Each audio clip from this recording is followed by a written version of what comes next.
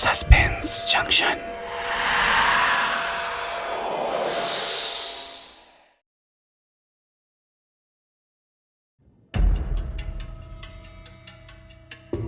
পঞ্চম খ্রিস্টাব্দ। নালন্দার গোপন আখড়ায় জ্ঞানী গৌতম লিখে গেলেন এক বহুমূল্য পাণ্ডুলিপি। পরবর্তী 600 বছর জ্ঞানী গৌতমের উত্তরপুরুষরা সযত্নে রক্ষা করে গেলেন সেই পাণ্ডুলিপি। দ্বাদশ শতাব্দীর শেষ ভাগ 1197 খ্রিস্টাব্দে তুর্কি আফগান সেনাপতি ইখতিয়ার উদ্দিন মোহাম্মদ বখতিয়ার খিলজি ভারতবর্ষ আক্রমণ করে ধ্বংসলীলা চালাতে চালাতে এগিয়ে আসেন পূর্ব ভারতের দিকে। প্রমাদ গণেন নালন্দার সব শিক্ষক ছাত্র সহ জ্ঞানী গৌতমের উত্তরপুরুষ শ্রীবৎস। অমূল্য সম্পদ বাঁচাতে শ্রীবৎস লিখে রাখেন কিছু সংকেত। বখতিয়ার খিলজি আক্রমণে 1200 খ্রিস্টাব্দে সম্পূর্ণ ধ্বংস হয়ে যায় নালন্দা বিশ্ববিদ্যালয়। শ্রীবৎসর খোঁজ পাওয়া যায় না, হারিয়ে যায় অনেক কিছুর সাথে জ্ঞানী গৌতমের বহুমূল্য পাণ্ডুলিপি। বিকেল থেকে প্রচণ্ড ঝড় বৃষ্টির জন্য কলকাতার পুরো ধর্মতলা এসপ্ল্যানেড অঞ্চল শুনশান। কোনো লোকজনের দেখা নেই। রাস্তাঘাটে হাঁটু সমান জল। বিদ্যুৎ সংযোগ বিচ্ছিন্ন করে দেওয়ায় সন্ধেবেলাতেই যেন রাতের অন্ধকার সমস্ত শহর জুড়ে। কলকাতার এসপ্ল্যানেডে বহু পুরনো একটি কিউরিও শপের কর্মচারী এবং সিকিউরিটি গার্ড দোকানে ভালো করে তালা লাগিয়ে চলে গেছে অনেকক্ষণ। রাত 8টা বাজে। কিউরিও শপের পিছনের দিকের গলিটায় কালো রেনকোট পরা লম্বা একজন লোক অন্ধকারে জল ভেঙে এগিয়ে চলেছে। নিস্তব্ধ রাস্তায় জল ভেঙে শুধু তার এগিয়ে চলার সব শব্দ শোনা যাচ্ছে। লোকটি কিউরিও শপের তালা খুলে শাটার খোলে।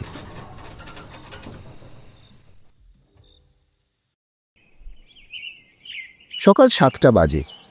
গতকাল আমি আর প্রমথেশ মুর্শিদাবাদ থেকে ফিরেছি আমাদের বন্ধু দেবেশদের সিংহবাড়ির হত্যা রহস্য সমাধান করে। শিয়ালদা থেকে বাড়ি ফিরে কিছুক্ষণ বিশ্রাম নিয়ে আমরা এসপ্ল্যানেড যাই একটা জরুরি দরকারে। ওখান থেকে যখন ফিরছি তখনই দুর্যোগ শুরু হয়। দুজনেই সম্পূর্ণ ভিজে ফিরেছি। খুবই ক্লান্ত ছিলাম, তার ওপর এরকম আবহাওয়া, তাই বিছানা ছেড়ে উঠতে বেশ আলসেমি লাগছিল। বৃষ্টি থেমে গেছে, তবে মেঘলা আকাশ। ভজন আমাদের চা দোতলায় দিয়ে গেল। চায়ে চুমুক দিয়ে দুজনেই সিগারেটে সবে শুকটান দিয়েছি, এমন সময় ফোন বেজে উঠল। প্রমথেশ উঠে গিয়ে ফোনটা ধরে। সে কি, কখন? আচ্ছা আসছি। সুজয়, চট করে রেডি হয়ে নে, এসপ্ল্যানেড যেতে হবে। কেন, কি হলো? কে ফোন করেছিল? লালবাজার থেকে রজত সমাদ্দার। এসপ্ল্যানেড অ্যাঞ্জেল কিউরিও শপের মালিক জয়দেব সামন্তকে ওনার দোকানে মৃত অবস্থায় পাওয়া গেছে। সে কি, সাত সকালেই একটা দুঃসংবাদ! কাল ওর সাথে আমরা দেখা করলাম যখন, তখন তো জয়দেব বলল হাওড়ার আন্দুলে দেশের বাড়ি যাবে।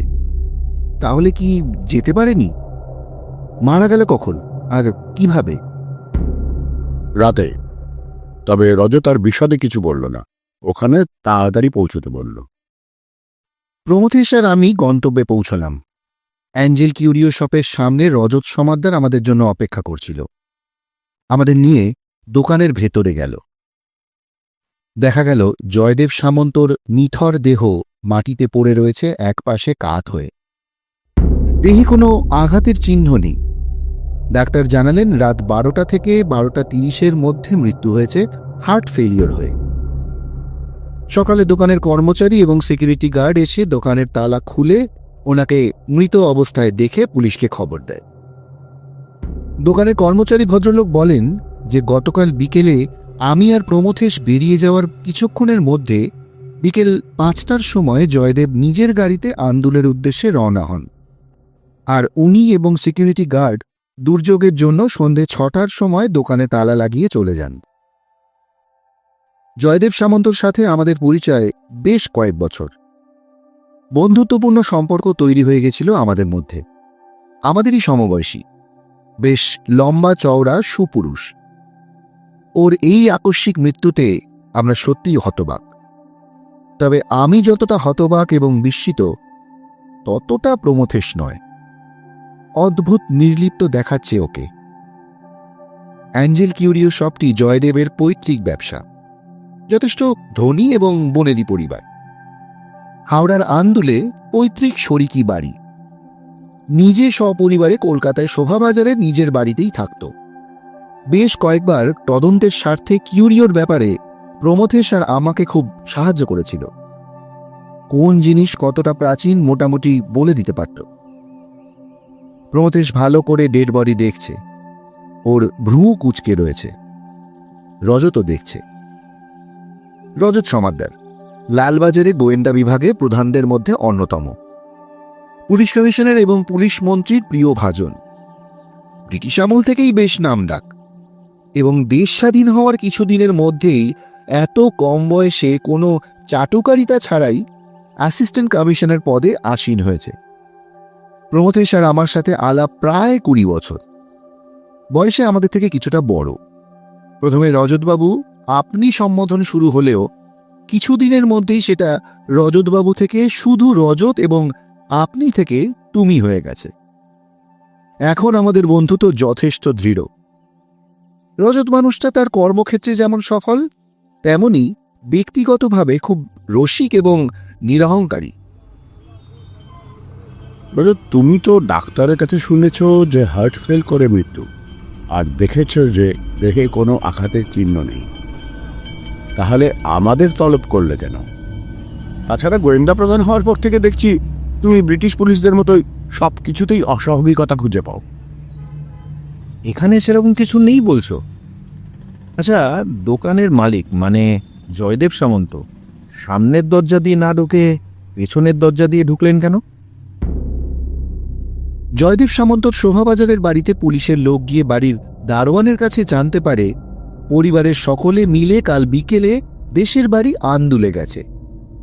পুলিশের লোক আন্দুলের বাড়িতে খবর পাঠিয়েছে।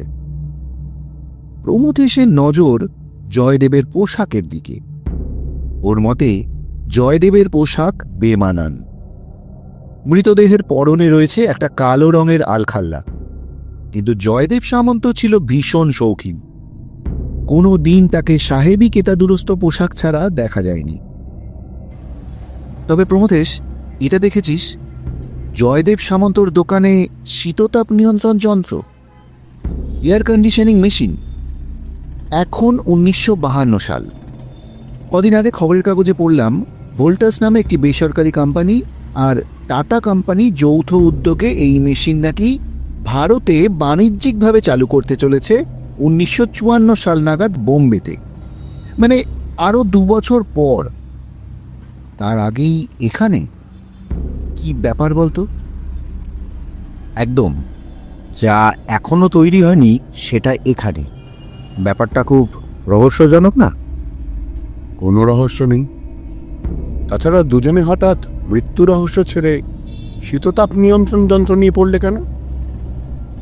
মেশিনটা ভালো করে দেখ সুজয়, ওর গায়ে জিআইপিআর এর লোগো রয়েছে। জিআইপিআর? জিআইপিআর মানে গ্রেট ইন্ডিয়ান পেনিনসুলার রেলওয়ে। তার মানে 1934 সালে পাঞ্জাব মেলে যে প্রথম এসি বগি লাগে শুধুমাত্র ব্রিটিশ নাগরিকদের জন্য, এই মেশিন তারই কোনো একটার। তার মানে জয়দেব সেটারই কোনো একটা নিয়ে এসে ব্যবহার করছিল। হ্যাঁ, এই মেশিন চালাতে বরফ লাগে, আর বরফ এখন সহজলভ্য। এলেম ছিল বলতে হবে। ছিল বলছো কেন রজত? প্রমথেশের কথা শুনে স্বভাবতই আমি আর রজত অবাক হলাম। রজত সেই ব্যাপারে জিজ্ঞেস করতে যাবে এমন সময় দোকানের বাইরে হট্টগোল শুনে সকলে বাইরে গেলাম। প্রমথেশের হাবভাব দেখে মনে হলো ও যেন সব আগে থেকেই জানত। রাস্তায় গাড়ি থেকে নেমে কয়েকজন লোক দোকানের দিকে আসতেই একজনকে দেখে দোকানের কর্মচারী অজ্ঞান হয়ে গেছেন, আর সিকিউরিটি গার্ডেরও তথৈবচ অবস্থা। ধোপ দুরস্ত পোশাক পরা যে লোকটি এসে দাঁড়ালো সে আর কেউ নয়, স্বয়ং জয়দেব সামন্ত। অর্থাৎ যার মৃতদেহ দোকানের ভিতরে পড়ে রয়েছে। এসো এসো জয়দেব, তোমার জন্যই অপেক্ষা করছিলাম। প্রমথেশ, তুমি আর সুজয় এখানে? বাড়িতে পুলিশ কনস্টেবল গিয়ে বলল দোকানে একজন মারা গেছে। কে মারা গেছে? তুমি। জয়দেবকে নিয়ে আমরা সকলেই দোকানের ভিতরে যাই। জয়দেব মৃতদেহ দেখে চমকে ওঠে। রতিকান্ত? কিন্তু ও এখানে কিভাবে? রতিকান্ত আমার যমজ ভাই, কিন্তু আজ প্রায় 10 বছর ওর সাথে কোনো দেখা সাক্ষাৎ নেই। এই দোকানে তো জীবনে কোনোদিন পাও রাখেনি। এই চাবির গোছা পেল কোথা থেকে? অন্যান্য কথায় যাওয়ার আগে রজত সমাদ্দার জয়দেবকে প্রাথমিক তদন্তে যা যা জানা গেছে সব ঘটনা বলে। রজতের কথা মতো জয়দেব লকার এবং অন্যান্য সব জিনিসপত্র দেখে নিয়ে জানায় যে কোনো কিছু খোয়া যায়নি। ওদের কথার মাঝখানে প্রমথের ডেড বডি যেখানে পড়ে আছে তার পাশে একটা আসবাবের তলা থেকে একটা চাবির গোছা বের করে এনে জয়দেবকে দেখালো। প্রমথেশের অনুমান সম্ভবত রতিকান্ত সামন্ত এই ডুপ্লিকেট চাবির সাহায্যে দোকানে ঢুকেছিলেন। চাবির গোছা দেখেই জয়দেব নিজের টেবিলের ড্রয়ার খুলে দেখেন সেখানে চাবি নেই। জয়দেব সামন্ত বলেন উনি গত পরশু এই চাবি তৈরি করতে দিয়ে এসেছিলেন, আর গতকাল সকালে দোকানে আসার আগে নিয়ে এসে ড্রয়ারে রেখেছিলেন। কাল বাড়ি যাওয়ার সময় নিতে ভুলে গেছেন। কাল বিকেলে আমরা চলে যাওয়ার পর বাড়িতে ফোন করতে গিয়ে দেখেন দোকানের ফোন থেকে ফোন করা যাচ্ছে না। ঝড় জলের মধ্যে বাড়ির থেকে গাড়ি নিয়ে বেরিয়েছে কিনা সেটা জানতে উনি রেনকোট পরে ছাতা নিয়ে বেরিয়ে 3টে দোকানের পরে ওনার এক বন্ধুর দোকানে গেছিলেন বাড়িতে ফোন করার জন্য। মিনিট 15 পরে ফিরে আসেন। ব্যাস, তারপর গাড়ি আসার পর একেবারে আন্দুলের বাড়ির উদ্দেশ্যে রওনা দেন। এই কথা শুনে দোকানের কর্মচারী বিপুল বিশ্বাস মনে করিয়ে দেন বিকেলে ফোন করার জন্য বেরোনোর মিনিট খানেক পরেই তিনি ফিরে আসেন এবং সোজা নিজের ড্রয়ারের কাছে গিয়ে কিছু নিয়ে আবার বেরিয়ে যান রেইনকোট পরা অবস্থায়। কি নিয়েছিল সেটা ওনারা খেয়াল করেননি। জয়দেব শুনে অবাক হয়ে জানায় সে তো একেবারে 15 মিনিট পরেই ফিরেছিল। জয়দেব সামন্তর কাছ থেকে জানা যায় জয়দেব এবং রতিকান্ত সামন্তর চেহারায় অবিকল মিল থাকলেও স্বভাবে দুজন আলাদা। জয়দেব কলকাতার পৈতৃক ব্যবসা সামলায় আর রতিকান্ত দার্জিলিংয়ে এই একই ব্যবসা সামলাত। ওখানকার নেপালি মেয়ে সুরেনাকে বাড়ির অমতে বিয়ে করার জন্য বাড়ির সাথে সম্পর্ক ছেদ হয়, যদিও সেটা সাময়িক।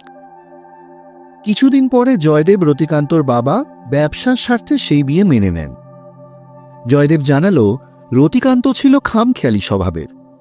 রতিকান্ত স্ত্রী সুরেনাই ব্যবসা চালাত। দেবেশদের বাড়ি থেকে পাওয়া পাণ্ডুলিপির কাঠের বাক্সটা গতকাল প্রমথেশ জয়দেবের কাছে রেখে গেছিল। ওর পরিচিত অনেকে আছেন যারা পাণ্ডুলিপি বিশেষজ্ঞ, তাদের দেখানোর জন্য। কিন্তু বর্তমান পরিস্থিতিতে ওই বাক্স জয়দেবের কাছে রাখা ঠিক হবে না। তাই প্রমথেশ সেটা জয়দেবের কাছ থেকে চেয়ে নিল, অবশ্যই রজতের পারমিশন নিয়ে। আরও কিছু প্রাথমিক জিজ্ঞাসাবাদের পর রজত সমাদ্দার ডেড বডি পোস্টমর্টমে পাঠানোর ব্যবস্থা করে। প্রমথেশ আর আমি ওখান থেকে বের হই বাড়ি যাওয়ার উদ্দেশ্যে। এমন সময় পিছন থেকে চিরাচরিত ঢঙে ডেকে রজত দৌড়ে এলো।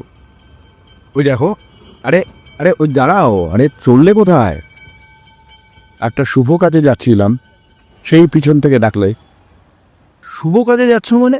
যাচ্ছ তো বাড়ি, আসল কথাই তো হলো না। এই মানে কিছু বুঝতে পারলে? কোনো গন্ধ পেলে? বিলক্ষণ পাচ্ছি, আমরা দুজনেই পাচ্ছি। কিসের? রাম পাখির, মানে ভজনের হাতের মুরগির মাংসর গন্ধ। চললো তো? দুপুরে চলে এসো, খেতে খেতে কথা হবে। আমরা বাড়ি ঢুকলাম। বেলা প্রায় 11টা বাজে। দুজনে ফ্রেশ হয়ে এসে সিগারেট ধরালাম। ভজন তাড়াতাড়ি পাড়ার দোকান থেকে কচুরি আর আলুর দম নিয়ে এসে দিল, সঙ্গে চা। সেই সাত সকালে 1 কাপ করে চা খেয়ে বেরিয়েছিলাম। জলখাবার খেতে যেন অমৃত লাগল। আমাদের দেরি দেখে ভজন রান্না চাপায়নি। রজতের খাবার কথাও বলে দিলাম। প্রমথেশ কাঠের বাক্সটা এনে সামনের টেবিলে রাখল। এই বাক্স হয়তো আমাদের তদন্তের পথ দেখাবে। আচ্ছা, রতিকান্ত মুর্শিদাবাদ থেকে আমাদের ফলো করে আসেনি তো এই পাণ্ডুলিপির খোঁজে? রাতে দোকানে ঢুকে লকার থেকে পাণ্ডুলিপি চুরি করতে এসে মৃত্যু। আরে, দারুণ ক্লু দিলি তো। এটা তো আমার মাথায় আসেনি। এই ভজন, আরো 2 কাপ চা। ভজনকে ডাকার 1 মিনিটের মধ্যেই চা হাজির। আশ্চর্য হয়ে ভজনের দিকে তাকাতে সে জানালো রান্নার আরও কিছু দেরি আছে। আচ্ছা প্রমথেশ, মুর্শিদাবাদে সিংহবাড়ির ক্রিমিনাল পঙ্কজের সাথে রতিকান্ত সামন্তর কি কোনো যোগ থাকতে পারে? যদিও পঙ্কজ দেবেশের বাবাকে খুন করেছিল সম্পূর্ণ ভিন্ন কারণে। সেটা যদিও হয়, সেক্ষেত্রে রতিকান্তর কি উদ্দেশ্য ছিল এখন তা জানার উপায় নেই। তবে রতিকান্তর মৃত্যুটা ভাবাচ্ছে। চেহারা দেখে এবং জয়দেবের কথা শুনে তো মনে হলো না কোনো রোগ ছিল বলে। হঠাৎ করেই হার্ট ফেল। রাতের অন্ধকারে দোকানের পিছনের দরজার তালা খুলে ঢুকল। কি উদ্দেশ্য ছিল? ভিতর থেকে দরজায় তালা লাগালো না। তাহলে সে কি একাই ছিল, নাকি সাথে আর কেউ ছিল? রতিকান্তর আচমকা মৃত্যুতে সে পালিয়ে যায়, নাকি সেই রতিকান্তকে খুন? কিন্তু সেরকম তো কোনো আঘাতের চিহ্ন বা চেহারায় কোনো অস্বাভাবিকতা দেখা গেল না। এখানেই তো খটকা। যদি খুন হয় তাহলে কিভাবে, কে খুন করল এবং কেন? এই 3টে প্রশ্ন এসেই যায়। কথাগুলো বলে প্রমথেশ সিগারেট ধরিয়ে চুপ করে বসে রইল। কিছু একটা মাথায় ঘুরছে। আমি আর কথা না বাড়িয়ে কাঠের বাক্সটা খুলে পাণ্ডুলিপিটা বের করে দেখতে যাব। দেখলাম একটা ভূর্জপত্রে সংস্কৃতে লেখা রয়েছে কিছু কথা। আমি জোরে জোরে পড়তে লাগলাম। যদি তং ষট চিহ্নানি দাতুং শক্লসি তারহি শূন্যতায়া দ্বারং উদ্ঘাট্যতে। যার বাংলা মানে করলে দাঁড়ায় 6 সংকেত জোড়া দিতে পারলে খুলবে শূন্যের দরজা।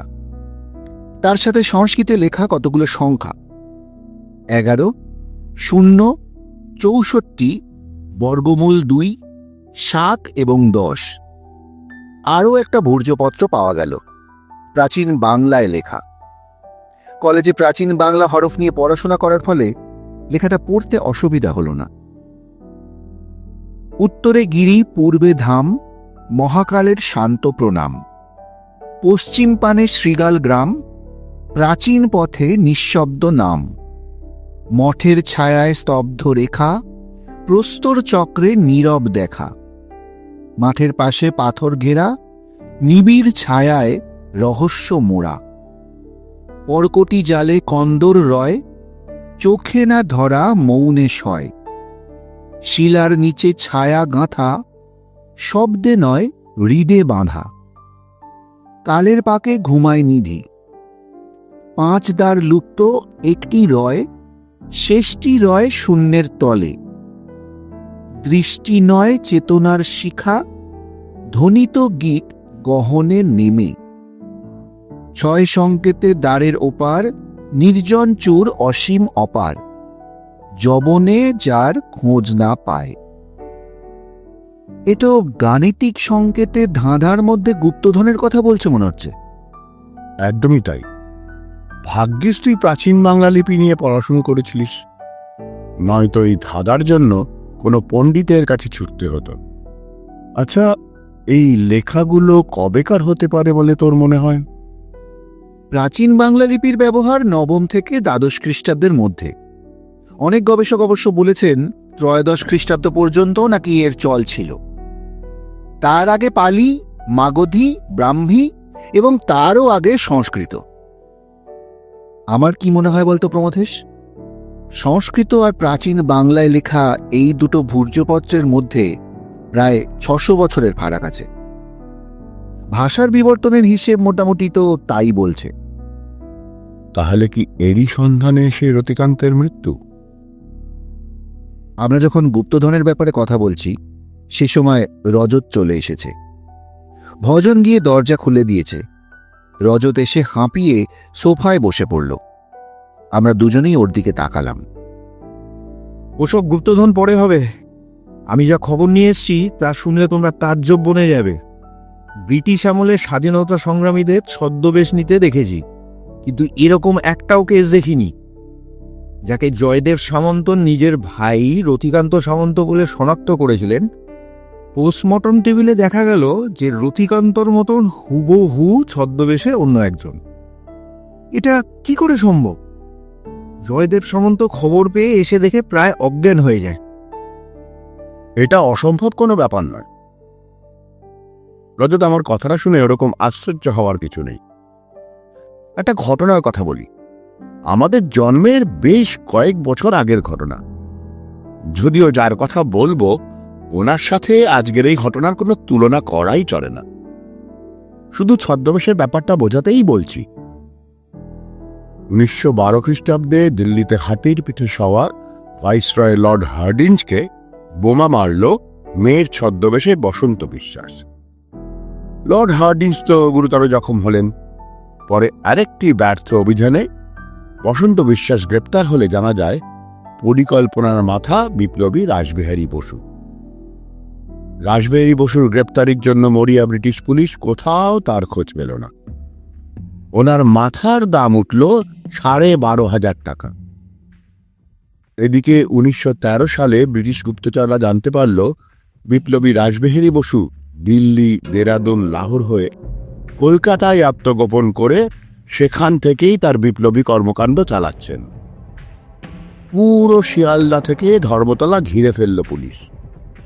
চিরুনি তল্লাশি, কোথাও নেই রাসবিহারী বসু।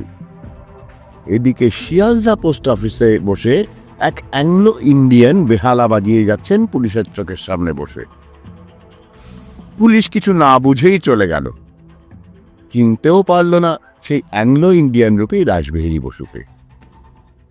শুনেছি উনি অনেক ছদ্মবেশে ব্রিটিশ পুলিশের চোখে ধুলো দিয়েছেন, কিন্তু এই ঘটনাটা জানতাম না। কিন্তু ব্যাপারটা যে জটিল হয়ে গেল এবং অনেকগুলো প্রশ্ন উঠে এলো। এই লোকটা কে? কিসের সন্ধানে এসেছিল দোকানে? কেন রতিকান্তর ছদ্মবেশে? মারা গেল কিভাবে? তাহলে কি খুন? কিন্তু তাহলে করল কে এবং কিভাবে করল? আচ্ছা রজত, এই লোকটিকে কি শনাক্ত করা গেছে? পোস্টমর্টমে কি বলছে? কিসের জন্য মৃত্যু? তবে একটা ব্যাপার কিন্তু পরিষ্কার, এই লোকটি জয়দেব এবং রতিকান্ত দুজনকেই চিনত এবং গতিবিধির ওপর নজর রাখত। পোস্টমর্টম রিপোর্ট আজই পাওয়া যাবে। জয়দেববাবুকে জিজ্ঞেস করা হয়েছিল যে লোকটিকে উনি চেনেন কিনা। উনি তো চেনেন না বললেন। ওদিকে জয়দেববাবু ট্রাঙ্কল করে দিয়েছেন দার্জিলিংয়ে। রতিকান্ত সামন্তের স্ত্রী আর ছেলে মেয়ে হয়তো 2-1 দিনের মধ্যেই চলে আসবে। আমরা দুপুরের খাবার পর রজতকে সংকেত সহ পুরো ধাঁধাটা পড়ে শোনালাম। ওরে বাবারে বাবা, এ তো সাংঘাতিক জটিল দাদা। আরও কিছু কথাবার্তার পর রজত চলে যায়। একদিকে এই মৃত্যু বা হত্যা, অন্যদিকে এই জটিল ধাঁধা। দুটোর মধ্যে আদৌ কি কোনো যোগ আছে, নাকি দুটো সম্পূর্ণ আলাদা? আমি আরাম কেদারায় বসে সিগারেট ধরিয়ে এই সব ভাবছি। প্রমথেশ সোফায় আধশোয়া হয়ে কপালে হাত রেখে চোখ বুজে রয়েছে। ওর এইভাবে কপালে হাত দিয়ে শুয়ে থাকার অর্থ আমার জানা। প্রমথেশকে এখন বিরক্ত করা যাবে না, ও গভীরভাবে কিছু ভাবছে। ঘণ্টাখানেক পরেই রজতের ফোন এলো। আমি উঠে গিয়ে ফোনটা রিসিভ করি।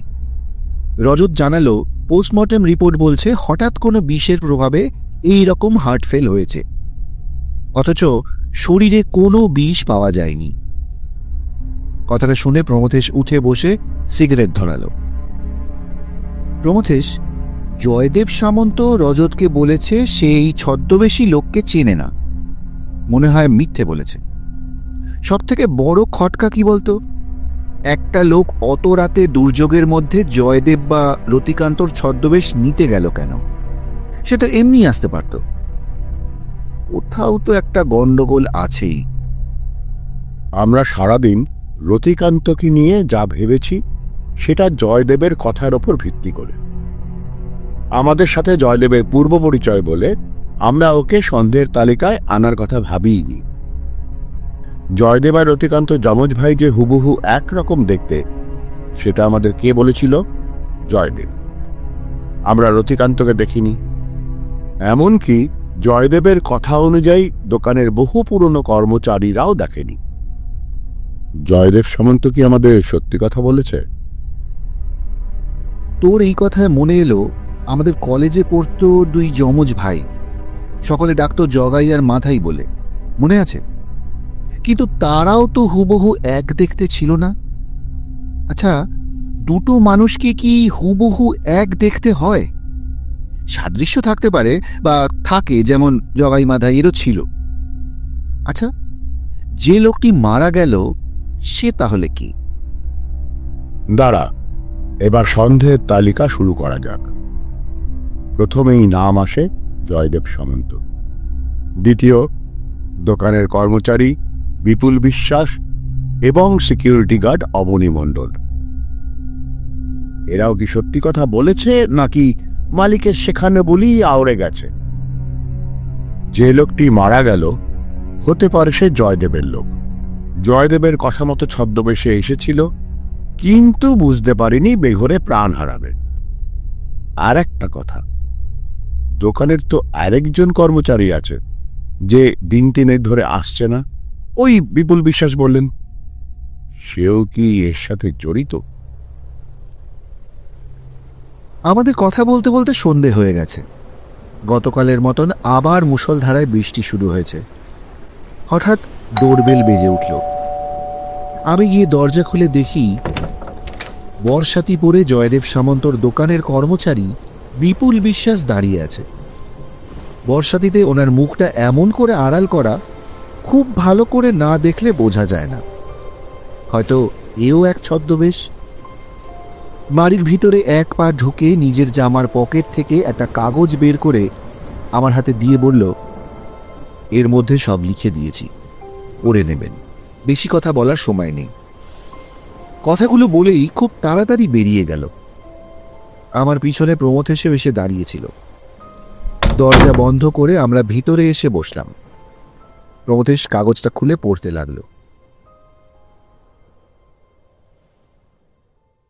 রাতের অন্ধকার চিরে ট্রেন ছুটে চলেছে। একজন যাত্রী কামরার দরজার পাশে ছাই রঙা চাদর মুড়ি দিয়ে বসে বিড়ি টানছে। অন্যান্য যাত্রীরা কেউ ঘুমিয়ে পড়েছে, আবার কেউ বা জেগে রয়েছে। কামরার প্রায় সব লাইট নেভানো। দু একটা নীল লাইট কামরার মাঝের অংশে জ্বলছে, কারণ মুখ ঠিকমতো দেখা যায় না। কামরার একদম এক পাশে নিচের সিটে একজন লোক লাল চাদর মুড়ি দিয়ে শুয়ে আছে। মাঝে মাঝে ঘাড় তুলে চারপাশ দেখছে, আবার চাদরে মুখ ঢাকছে। ছাই রঙা চাদর পরা লোকটা লাল চাদর পরা লোকটার উল্টো দিকের খালি সিটে এসে বসে, আর লাল চাদর পরা লোকটিকে অনেক কিছু জিজ্ঞাসা করেও কোনো সাড়া পায় না। প্রায় শেষ রাত। রাতের অন্ধকার তখনও গাঢ়। ছাই রঙা চাদর পরা লোকটি কিছুক্ষণ পরে উঠে কোথাও চলে যায়। রানাঘাট স্টেশনে ট্রেন থামে। ওই কামরায় ওঠেন আপাদমস্তক ঢাকা আরেকজন। এগিয়ে যায় লাল চাদর পরা লোকটির কাছে। হঠাৎ কর্কশ আওয়াজ করে একটা নির্জন স্টেশনে ট্রেনটি থেমে গেল। এত আওয়াজেও কোনো যাত্রীর ঘুম ভাঙল না। সব যাত্রীরা আচমকাই গভীর ঘুমে অচেতন। কামরার সব লাইটগুলো নিভে গেল। কিছুক্ষণের মধ্যেই আবার দুরন্ত গতিতে ট্রেন ছুটে চলতে আরম্ভ করল। সকালবেলা শিয়ালদা এসে পৌঁছয় ট্রেন।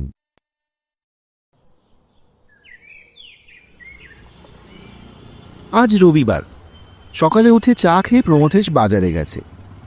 ভজন রোজকার বাজার পাড়ার বাজারেই করে, কিন্তু প্রমথেশ যায় বৈঠকখানা বাজারে। বৈঠকখানা বাজার আমাদের বাড়ি থেকে 10 মিনিটের হাঁটা পথ।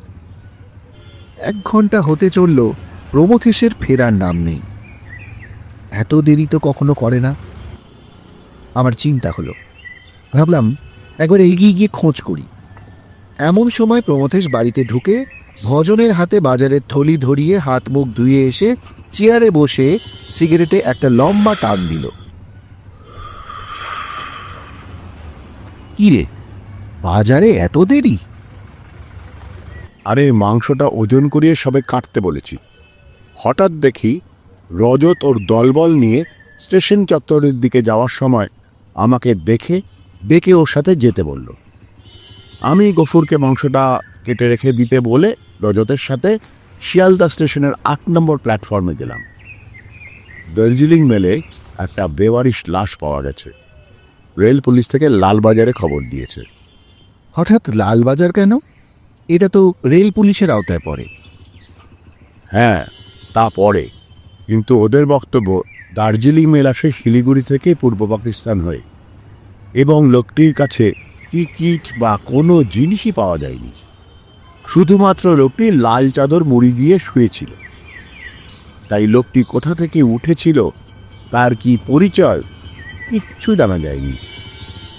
ভাষা আন্দোলন তীব্রতর হয়েছে মানভূম আর পূর্ব পাকিস্তানে, তাই ওরা এই কেসটা লালবাজারের হাতেই দিল। সত্যি বীভৎস দাঙ্গা, এত রক্তপাত।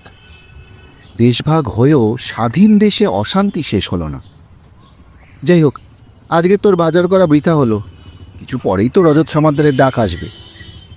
বিন্দুমাত্র নয়। রজতকে বলে দিয়েছি পোস্টমর্টেম রিপোর্ট হাতে পেয়ে সেরকম জরুরি যদি মনে করো তবেই ডাকবে। কারণ অ্যাঞ্জেল কিউরিও শপের হত্যা রহস্য এবং ধাঁধার রহস্য দুটো অনেক বেশি গুরুত্বপূর্ণ আমাদের কাছে। খাওয়া দাওয়ার সেরে চল একবার বিপুল বিশ্বাসের খোঁজ নিয়ে আসি।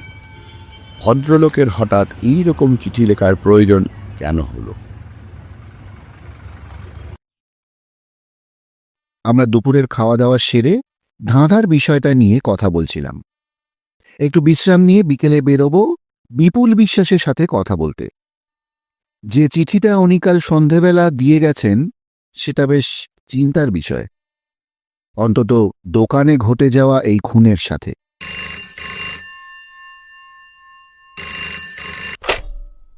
রজত সমাদ্দারের ফোন এলো। প্রমথেশ উঠে গিয়ে ফোনের রিসিভার কানে দিয়ে, সে কি এখানেও? তাহলে রজত, আর দেরি করা যাবে না। আমরা কিছুক্ষণের মধ্যেই তোমার অফিসে পৌঁছচ্ছি। জয়দেব সামন্তকে খবর দিয়ে আসতে বলো। প্রমথেশ ফোনের রিসিভার রেখে আমাকে বলল, রজত জানালো যে দার্জিলিং মেলে যে লোকটিকে মৃত অবস্থায় পাওয়া গেছে তারও অ্যাঞ্জেল কিউরিও শপের মৃত লোকটির মতো বিষে হার্ট ফেল করে মৃত্যু। আমরা আধ ঘন্টার মধ্যে লালবাজার পৌঁছে যাই। ওই কামরায় যে কজন যাত্রী ছিল তাদের প্রত্যেককে লালবাজারে ডেকে এনে জিজ্ঞাসাবাদ করা হয়েছে। দু একজন এখনো আসেনি। কিছুক্ষণ পরে জয়দেব সামন্তকে সঙ্গে নিয়ে রজতের ঘরে ঢুকল শ্রীমতী সুরেনা রাই সামন্ত এবং দুজন কিশোর কিশোরী, রতিকান্ত সামন্ত স্ত্রী এবং ছেলে মেয়ে। সুরেনা রাই সামন্তরা ওই একই কামরায় ছিলেন। লালবাজার থেকে তাদের নাম রেডিওতে ঘোষণা করা হয় যে যেসব যাত্রীরা বেরিয়ে গেছিলেন শিয়ালদা থেকে তারা যেন অবিলম্বে লালবাজারে এসে যোগাযোগ করেন। রজত ওনাদের ঠিক কী কারণে ডেকে পাঠানো হয়েছে বলে মৃত ব্যক্তির ছবি দেখায়। তারপর প্রমথেশকে ইশারায় সুরেনা রাই সামন্তকে জিজ্ঞাসাবাদ করতে বলে। সুরেনা জানালো নেপালি হলেও বাংলা বোঝে এবং বলতে পারে। সুরেনা দেবী, নিশ্চয়ই শুনেছেন যে খবর পেয়ে কলকাতায় এলেন সেটা সত্যি নয়। এবার কাল রাতে ট্রেনের কামরায় ঠিক কি কি ঘটেছিল, যে লোকটি মারা গেছেন উনি কোথা থেকে উঠেছিলেন, ট্রেনে ওঠার পর উনি কি করছিলেন, ওনার সাথে অন্য কেউ ছিল কি না, আপনার যা যা মনে আছে, যা দেখেছিলেন সবটা আমাদের বলুন, কোনো কথা লুকোবেন না। আমরা কোনো খবর পেয়ে তো এখানে আসিনি। আমরা এসেছিলাম আমার স্বামী রতিকান্তের খোঁজে। এখানে এসে খবর শুনে তাজ্জব হয়ে গেলাম। শিলিগুড়িতে আমরা যখন ট্রেনে চাপলাম তো ওই লোকটাকে দেখলাম লাল রঙের চাদর মুড়ি দিয়ে আছে। মুখ তো দেখতেই পাইনি। আরেকজন লোক ছিল ছাই রঙের চাদর পরে, ওনার সিটের উল্টো দিকে সিটে বসেছিল। কিছু কথা জিজ্ঞেস করলো যে শুয়েছিল তাকে, তবে মনে হয় ও কোনো জবাব দেয়নি। ট্রেন চলার জন্য কি জিজ্ঞাসা করলো ওটা শুনতে পাইনি। সুরেনা বলল ট্রেনে রাতের খাবার খেয়ে নেবার পর ওদের তখনও ঘুম পায়নি, কিন্তু কিছুক্ষণ পরে খুব ঘুম এলো। তারপর ওদের আর কিছু মনে নেই। মাঝে কোথায় কোথায় ট্রেন থেমেছিল, কেউ উঠেছিল কিনা কিছুই টের পায়নি। ঘুম ভাঙল যখন ট্রেন শিয়ালদা স্টেশনে ঢুকছে। ওই ছাই রঙের চাদর পরা লোকটিকে দেখতে পাইনি, আর লাল চাদর পরা লোকটা ওরকম ভাবেই শুয়েছিল। এদিকে রজত সুরেনার বর্ণনা শুনে সন্দেহভাজন লোকটির ছবি আঁকার জন্য একজনকে ডেকে পাঠালো। ছবি আঁকিয়ে লোকটি সুরেনা আর জয়দেবদের নিয়ে পাশের ঘরে গেল রজত। 10 মিনিট পরে রজত ফিরে এলো। ওরা ছবি আঁকিয়ে চলে গেছে। ছবিটা দেখে কোনো গুন্ডা বা দাগি আসামি মনে হলো না, ছাপোষা একটা লোক। সুরেনা দেবীর কথা শুনে মনে হচ্ছে অন্য সব যাত্রীদের অজ্ঞান করে ওই লোকটাকে মারা হয়েছে। আমার যতদূর মনে হচ্ছে ওই ছাই রঙা চাদর পরা লোকটাই খুনি। কিন্তু এই খুনি এবং যিনি খুন হলেন তাদের মধ্যে সম্পর্ক কি ছিল? আগে কিন্তু দুজনকে কথা বলতে দেখেছেন সুরেনা দেবী। হ্যাঁ, সেটা তো অবশ্যই। তবে ওই ছাই রঙা চাদর পরা লোকটাই যে খুনি সেটা এখনই কনফার্ম হওয়া যাচ্ছে না। হতে পারে ওই কামরায় আসল খুনি কোনো রাগঢাক ছাড়াই ছিল। কোনো রকম প্রবলেম হলে তাকে যেন কেউ সন্দেহই না করে। খুন যাকে করবে তার সাথে কথা বলতে যাবে কি? মনে হয় না। এদিকে সুরেনারাই বললেন যে রতিকান্তর মৃত্যুর ব্যাপারে কোনো খবর পাননি। স্বামীর খোঁজে এসে জানতে পারল যে একজন তার স্বামীর মতন সেজে রাতের অন্ধকারে দোকানে এসে খুন হয়ে গেল। তারপর আবার ট্রেনের একই কামরাতে আবার আরেকজনের অস্বাভাবিক মৃত্যু। কিন্তু সুরেনা দেবীর কথা শুনে বা ওনার চেহারায় কোনো চিন্তার ছাপ দেখলে কিছু মনে করো না। তোমাদের সাথে ভালো সম্পর্ক হয়তো, কিন্তু এই জয়দেব সামন্ত মালটাকে আমার খুব সুবিধের ঠেকছে না। রজত, তুমি বললে তোমাদের সাথে ভালো সম্পর্ক জয়দেব সামন্তর। তোমায় জানিয়ে রাখি, সন্দেহের তালিকায় প্রথম নাম ওনারই। তোমার জন্য আরও একটু চমক আছে। ওই যে প্রমথেশ পকেট থেকে যে কাগজখানা বার করলো তোমাকে দেখাবে বলে, সেটা একবার পড়ো। রজত, এখনো এই চিঠি সত্যি মিথ্যে যাচাই করা বাকি। আর এখানে যাদের নাম আছে তারা সকলেই আমার সন্দেহের তালিকায়, এমনকি শ্রীমতী সুরেনা রায় সামন্ত। কিন্তু রতিকান্ত সামন্ত, সে কোথায়? সে কি সত্যি নিখোঁজ নাকি আমাদের সামনেই ঘুরে বেড়াচ্ছে? আচ্ছা, ওই ধাঁধার কোনো কিনারা করতে পারলে? আমারও তাই মনে হচ্ছে। ধাঁধা নিয়ে তোমার সন্দেহই ঠিক। না, এখনো নয়, তবে হয়ে যাবে। হঠাৎ ধাঁধার সমাধানের কথা বলছো কেন? এই অস্বাভাবিক মৃত্যু বা খুনগুলোর সাথে ওই ধাঁধার কোনো যোগ আছে কিনা আমি জানি না, তবে পরপর ঘটে যাওয়া ঘটনাগুলো যেন ধাঁধাটার থেকেও জটিল হয়ে যাচ্ছে। ধাঁধার থেকেও বর্তমান রাজনৈতিক পরিস্থিতি আরো জটিল হতে চলেছে। আমার মন বলছে এই পরিস্থিতির সুযোগ নিতে পারে খুনি বা খুনিরা, হয়তো আরো প্রাণহানি। এখন আসি আমরা, অনেক অঙ্ক কষতে হবে। বর্তমান রাজনৈতিক পরিস্থিতি ক্রমশ ঘোরালো হয়ে উঠছে। 1912 সালে বিহারের মানভূমে শুরু হয়েছিল বাংলা ভাষাকে সরকারি স্বীকৃতি দেওয়ার জন্য ভাষা আন্দোলন। দেশভাগের পর 1948 সালে পূর্ব পাকিস্তানে বাংলা ভাষাকে প্রধান সরকারি ভাষার দাবিতে শুরু হলো ভাষা আন্দোলন। স্বাধীনতার 4-5 বছর যেতে না যেতেই আজ 1952 সালে পূর্ব পাকিস্তানের এবং বিহারের মানভূমে ভাষা আন্দোলন তীব্রতর আকার ধারণ করেছে। এবং অন্যদিকে আসামে শ্রমিক কৃষক আন্দোলন। বহু মানুষের প্রাণ চলে গেছে এই আন্দোলনে। স্বভাবতই এখানেও তার আঁচ এসে পড়েছে, আর তার মধ্যে এই মৃত্যু রহস্য। বাড়ি ফিরে প্রমথেশ অনেকক্ষণ অনেকগুলো মেডিকেল বুলেটিন এবং জার্নাল নিয়ে পড়ছে। আমি ধাঁধা নিয়ে বসেছি। একটা কাগজে ভালো করে সংকেত সহ পুরোটা লিখে নিলাম, কারণ ভূর্জপত্র নিয়ে বেশি ঘাঁটাঘাঁটি করলে ছিঁড়ে যাবে। ধাঁধার কিছু উদ্ধার করতে পারলি? না, তবে একটা জিনিস বুঝতে পারলাম, কোনো পাহাড়ের কথা বলা হয়েছে। আচ্ছা, একবার দেবেশকে ফোন করে জানলে হয় না? যিনি এই পাণ্ডুলিপি এবং ধাঁধা এত যত্ন করে গোপন করে রেখেছিলেন, তার কোনো ডায়েরি বা কোনো লেখা আছে কিনা? সেখানে হয়তো এই ধাঁধার কিছু ইঙ্গিত পাওয়া গেলেও যেতে পারে। ভালো প্রস্তাব। সে ধাঁধা তো নয় হলো, তবে সুজয়, মনে হচ্ছে এই দুটো মৃত্যু কি বিষে হতে পারে সেটা আন্দাজ করতে পারছি। আর এই দুটো মৃত্যু শুধু অস্বাভাবিক নয়, দুটোই খুন।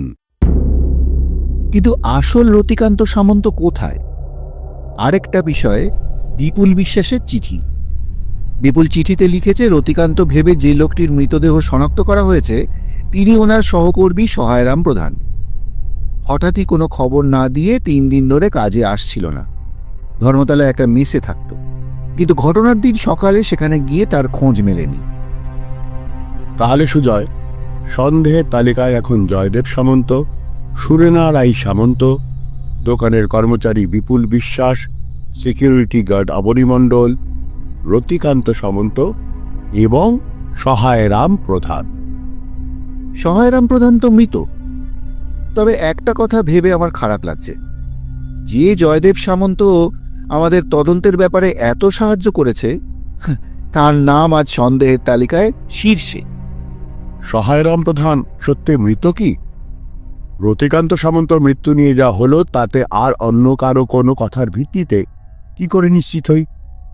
তাছাড়া সহায়রাম প্রধানের কথা লিখেছে বিপুল বিশ্বাস। এই বিপুল বিশ্বাস কি সত্যি বিশ্বাসযোগ্য? পরদিন সকালে প্রমথেশ আর আমি বিপুল বিশ্বাসের বাড়ি গিয়ে ওনার সাথে কথা বলে জানতে পারি সহায়রাম প্রধান ছিল দার্জিলিং জেলার বাসিন্দা। কয়েক মাস আগে কারো একজনের সুপারিশ নিয়ে এসে কাজে বহাল হয়। পড়াশোনা জানা লোক, বেশি বয়স নয়। ও দোকানের সব জিনিসপত্রের তালিকা তৈরি করেছিল, তাতে মালিক জয়দেব সামন্ত খুশি হয়ে ওর মাইনে বাড়িয়ে দিয়েছিল। বিপুল বিশ্বাস এরপর যেটা শোনালো তাতে আমাদের তদন্তের চিন্তাভাবনার মোড় ঘুরে গেল। বিপুল বলল, জয়দেব সামন্ত আর রতিকান্ত সামন্ত একেবারেই এক দেখতে নয়, ওদের চেহারার কোনো মিল নেই, এবং আরও অনেক কথা জানালো দুই ভাইয়ের সম্পর্কের ব্যাপারে। সব শুনে বোঝা গেল বিপুল সামন্ত পরিবারের অনেক গোপন কথাই জানে, কারণ বিপুলের দেশের বাড়িও আন্দুলে, জয়দেব সামন্তর পাড়ার, এবং সেই সূত্রে এখানে কাজে বহাল। বিপুল বিশ্বাসের কাছে সব কথা শোনার পর জয়দেব সামন্তর ব্যাপারে আমাদের স্বচ্ছ ধারণা অনেকটা ধাক্কা খেল। আমরা দুজনে বাড়ি ফিরে আসি। হঠাৎই মুর্শিদাবাদ থেকে আমাদের বন্ধু দেবেশ সিংহ রায় হাজির। দেবেশ জানালো ও একটা পুরনো ডায়েরি খুঁজে পেয়েছে, ওর প্রপিতামহ ভীষ্মদেব সিংহ রায়ের লেখা ডায়েরি। ডায়েরি উল্টে পাল্টে দেখে ওর মনে হয়েছে আমাদের কাজে লাগতে পারে, তাই দেরি না করে সেটা নিয়ে চলে এসেছে।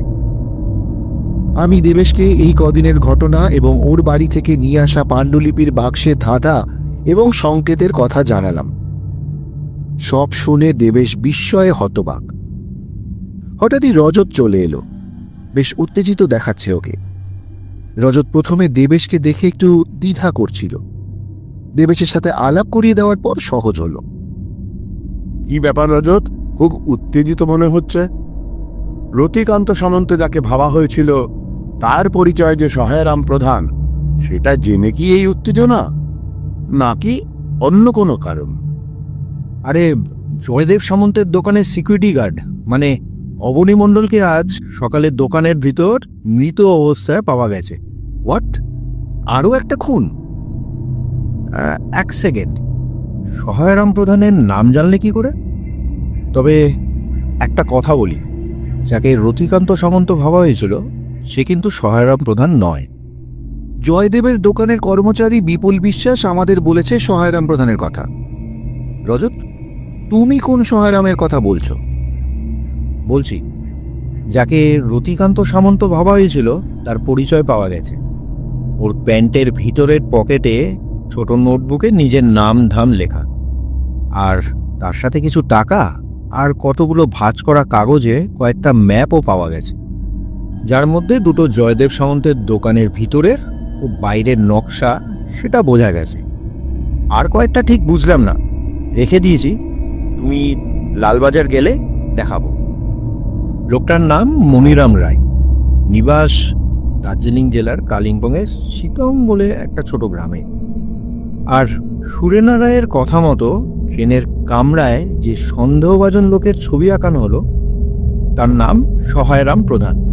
আমরা কাল রাতের দার্জিলিং মেলের রুটের ভারত ও পূর্ব পাকিস্তানের সব স্টেশনেই ওই ছবির প্রিন্ট ও মৃত লোকটির ছবি পাঠিয়ে দিয়েছিলাম। সহায়রাম প্রধান ট্রেনে উঠেছিল জলপাইগুড়ি থেকে।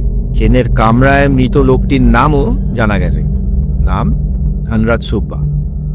লোকটি উঠেছিল শিলিগুড়ি থেকে, আর সুরেনা রায়রাও সেখান থেকেই ট্রেনে ওঠে।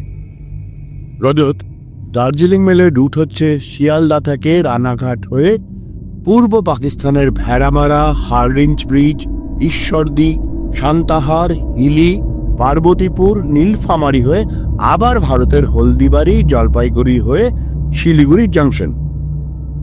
একটা ব্যাপার নিশ্চিত, সহায়রাম প্রধান পূর্ব পাকিস্তানের কোনো স্টেশনেই নামেনি, নেমেছে এই দিকেই। ঠিক আছে রজত, ইমিডিয়েটলি বিপুল বিশ্বাস, জয়দেব সামন্ত, সুরেনা রায়দের গতিবিধির ওপর কড়া নজরদারির ব্যবস্থা করো। কোনো মতেই তারা যেন শহর না ছেড়ে যেতে পারে, এবং অবশ্যই তারা যেন তুমি চিন্তা করো না, ওরা কোনোভাবেই বুঝতে পারবে না যে ওদের ওপর নজরদারি রয়েছে। একমাত্র অবনী মণ্ডল ছাড়া যে দুজন খুন হয়েছে, মানে মনিরাম রায় এবং ধনরাজ সুব্বা, তারা পাহাড়ের লোক। আর সন্দেহভাজন তৃতীয় জন মানে সহায়রাম প্রধানও পাহাড়ের। না রে প্রমথেশ, এটা নিছক কাকতালীয় ঘটনা হতে পারে না, এদের মধ্যে কোনো না কোনো যোগাযোগ নিশ্চয়ই আছে। একদমই, এখনই একবার আন্দুল যেতে হবে, তবে আমি যাব ছদ্মবেশে।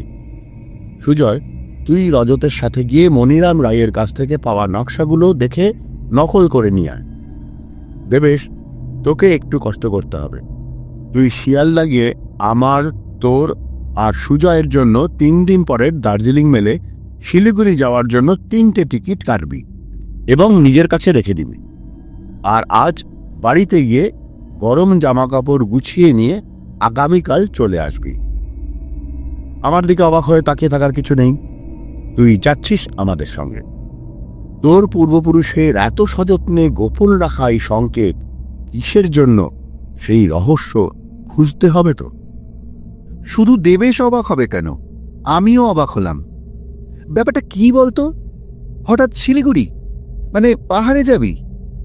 তুই কি নিশ্চিত হয়ে গেছিস যে ধাঁধায় যে পাহাড়ের কথা বলা হয়েছে সেটা দার্জিলিং পাহাড় বা তার আশেপাশেই?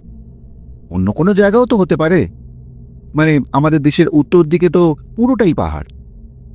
ভালো করে পড়ে দেখ, দেবেশে প্রপিতামহ বিশ্বদেব সিংহ রায়ের লেখা ডায়েরি তো সেরকমই ইঙ্গিত করছে। তাছাড়া অবনী মণ্ডল ছাড়া অন্য মৃত ব্যক্তিরা সকলেই পাহাড়ের, এমনকি সুরেনা রাইও। তার মানে রজতের মতো তোরও কি মনে হচ্ছে এই খুনগুলোর সাথে এই সংকেত রহস্যের যোগ রয়েছে? কিন্তু কেন?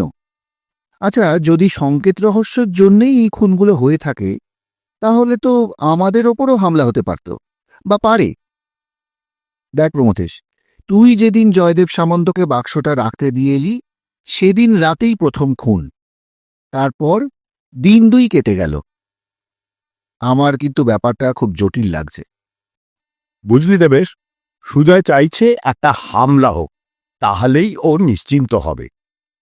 ভুলে যাস না, বিপুল বিশ্বাস এসে কিন্তু আমাদের বাড়ি দেখে গেছে চিঠি দেওয়ার অচিলার। মাঝে মাঝে প্রমথেশের হেঁয়ালি বোঝা দেয়। এই বিষয়ে প্রশ্ন না বাড়িয়ে আমরা পরিকল্পনা মাফিক কাজের উদ্দেশ্যে বেরিয়ে পড়লাম। প্রমথেশ আগে যাবে চিতপুর, ওখানে একটা নাট্য দলে গিয়ে পাঞ্জাবির ছদ্মবেশ নিয়ে যাবে আন্দুলে।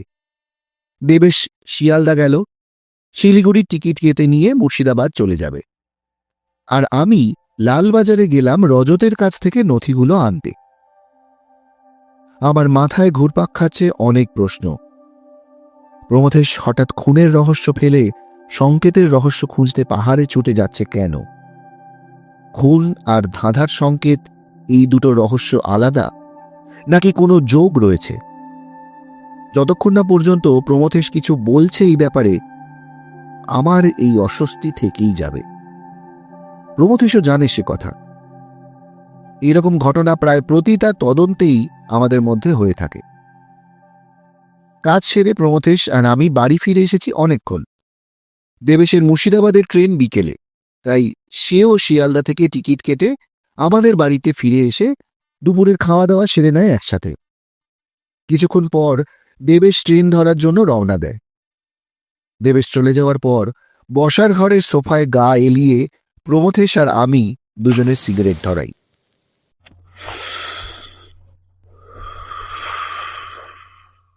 আন্দুলে গিয়ে আমি রতিকান্ত সামন্তর খোঁজ করি, পাড়ায় এবং ওদের বাড়িতে। বিপুল বিশ্বাস আমাদের সামন্ত ভাইদের সম্পর্কে যা বলেছে সেটা সত্যি। ওদের বাড়িতে গিয়ে বিভিন্ন কথা বলে জানাই রতিকান্তকে একটা খুনের মামলায় পুলিশ খুঁজছে। কয়েক বছর আগেকার রতিকান্তের একটা ছবি চেয়ে নিয়ে আসি। তবে একটা জিনিস বুঝলাম, জয়দেব সামন্ত নিজের ভাইয়ের সম্পর্কে যা বলেছে তা একদম মিথ্যে। ওদের পৈতৃক বাড়িতে রতিকান্ত এবং ওর স্ত্রী সুরেনাকে সকলেই বেশ পছন্দ করে। জয়দেবের ব্যাপারটা আবার ওনারা এড়িয়ে গেলেন। বিপুল বিশ্বাসের সম্পর্কেও অনেক খোঁজ পাওয়া গেল। এখন কিছু জিজ্ঞেস করিস না, সব সময় মতো বলবো। প্রমথেশের কথা শেষ হওয়ার মধ্যেই ডোরবেল বেজে উঠল। ভজন গিয়ে দরজা খুলে দিতে ভিতরে ঢুকলেন সুরেনা রাই। উনি একাই এসেছেন, রজতের কাছ থেকে ঠিকানা জোগাড় করে এসেছেন। প্রাথমিক কিছু কথার মাঝেই ভজন ওনার জন্য জল মিষ্টি দিয়ে গেল। বলুন সুরেনা দেবী, হঠাৎ আমাদের কাছে এলেন, কোনো বিপদ? আর কেউ এতে কোনো সন্দেহ করবে না তো? না প্রমথেশ বাবু, এখনো কোনো বিপদ হয়নি। আর আমাকে কেন কেউ কিছু সন্দেহ করবে? কেউ জানেও না আমি এখানে এসেছি। ওই দিন পুলিশের সামনে অনেক কিছু বলা হয়নি, আপনাদের সেই কথা বলতে এসেছি, যদি আপনাদের হেল্প হয়। আপনি বললেন কেউ জানেন না আপনি এখানে এসেছেন, আন্দুলে বা জয়দেবদের বাড়িতেও থাকছেন না। তাহলে কোথায় থাকছেন? ওই ধর্মতলা স্ট্রিটে আমার এক বোনের শ্বশুর ঘর আছে, ওখানে থাকছি। বাচ্চাদের ওখানে রেখে এসেছি। আপনাদের অ্যাড্রেস দিয়ে যাব। কলকাতা আসলে আন্দুলে নয়তো ওখানেই থাকি, জয়দেব দাদার বাড়ি থাকি না। আচ্ছা বলুন, কি বলতে এসেছেন? প্রথমে বলুন তো, রতিকান্ত সামন্ত এখন কোথায় সত্যি কি আপনি জানেন না? তার আগে বলুন, অবনী মণ্ডল, মনিরাম রায়, ধনরাজ সুব্বা আর বিপুল বিশ্বাস এদেরকে চেনেন? বিপুল বিশ্বাস ছাড়া বাকি তিনজনই খুন হয়েছেন। ও মাই গড! নিজে এবং আপনার স্বামীকে বাঁচাতে চাইলে যা জানেন আমাদের সব বলুন, প্লিজ কোনো কিছু লুকোবেন না। অবনী মণ্ডলের ব্যাপারে কিছু জানি না। মনিরাম রায় আর বিপুল বিশ্বাস তো রতিকান্তর খাস লোক। রতিকান্তই ওদের দুজনকে গোপনে অ্যাঞ্জেল কিউরিও শপে কাজে লাগিয়েছিল। বিপুল বিশ্বাস রতিকান্তর বন্ধুর ভাই, আন্দুলের ছেলে। আর মনিরাম রায় আমাদের ওখানে সিটং বলে একটা গ্রাম আছে, ওখানকার ছেলে। ভালো লোক ছিল, ওকে কেন মারল? ধনরাজ সুব্বা আমাদের দার্জিলিংয়ের দোকানে কিছুদিন কাজ করেছিল, বহুত নেশা করত। আর পরে যখন জানলাম ও স্মাগলিংয়ের কাজও করে, তখন দোকান থেকে তাড়িয়ে দিয়েছিলাম। আচ্ছা, ধনরাজ সুব্বাকে কে মারল আর কবে? আপনার ট্রেনের কামরায় যে মারা গেছিল সে ধনরাজ সুব্বা, কিন্তু কে মারল আর কেন সেটাই তো জানার। মনিরাম রাই আপনার স্বামী রতিকান্ত সামন্ত ছদ্মবেশ নিয়ে দোকানে ঢুকেছিল এবং ওখানেই মারা যায়। আচ্ছা, জয়দেব আর রতিকান্ত সামন্ত কি যমজ ভাই, মানে টুইন ব্রাদার্স? ওদের সম্পর্ক কেমন ছিল? ও না না, রতিকান্তর বাবা আর জয়দেবদার বাবা দুই ভাই ছিলেন, ওই আপনারা যাকে যমজ বলেন। জয়দেবদা একটু বড়। অ্যাঞ্জেল কিউরিও শপ এবং দার্জিলিংয়ের দোকান দুটোই ছিল আমার শ্বশুরদের দুই ভাইয়ের সম্পত্তি। কলকাতায় ওদের আরও ব্যবসা ছিল। অ্যাঞ্জেল কিউরিও শপের বর্তমান মালিক রতিকান্ত আর জয়দেব সামন্ত দুজনেই। রতিকান্ত বরাবর দার্জিলিংয়ে স্টাডি করেছে, সেখানেই আমার সাথে ওর আলাপ। পরে বাড়ির সকলের মত নিয়েই আমাদের বিয়ে হয়। রতিকান্তের বাবা জয়দেবদার বাবার কয়েক মাস আগে মারা যান। তার আগেই ওনারা দুজনে কলকাতায় আর আরেকটা ব্যবসা জয়দেবদাকে আর দার্জিলিংয়ের দোকানটা রতিকান্তকে লিখে দেন। এখানেই জয়দেবদার আপত্তি ছিল। দার্জিলিংয়ের দোকানটাও ওনার চাই, এটা আমরা অবশ্য পরে জানতে পারি। তাছাড়া রতিকান্তকে হিংসে করত এবং কলকাতার এই দোকানের হিসেব ঠিক করে পাঠাতো না রতিকান্তকে। সেজন্য রতিকান্ত বিপুলকে এই দোকানে লাগায় আর মনিরামকেও পাঠায় হিসেব রাখার জন্য। কয়েক বছর ধরে রতিকান্ত কি একটা ম্যানুস্ক্রিপ্টের খোঁজ করছিল, সেজন্য বহু জায়গায় যায়। মনিরামকে বলে রেখেছিল যা ম্যানুস্ক্রিপ্ট কলকাতার দোকানে আসবে তার ডিটেল যেন ওকে জানায়। আসলে লাস্ট 2 মাস আগে কলকাতায় আসার কথা ছিল ওর, কিন্তু আসেনি। বিপুল আর মনিরাম সে কথাই ফোনে জানিয়েছিল আমায়। রতিকান্ত কোথায় গেল সত্যি আমি জানি না।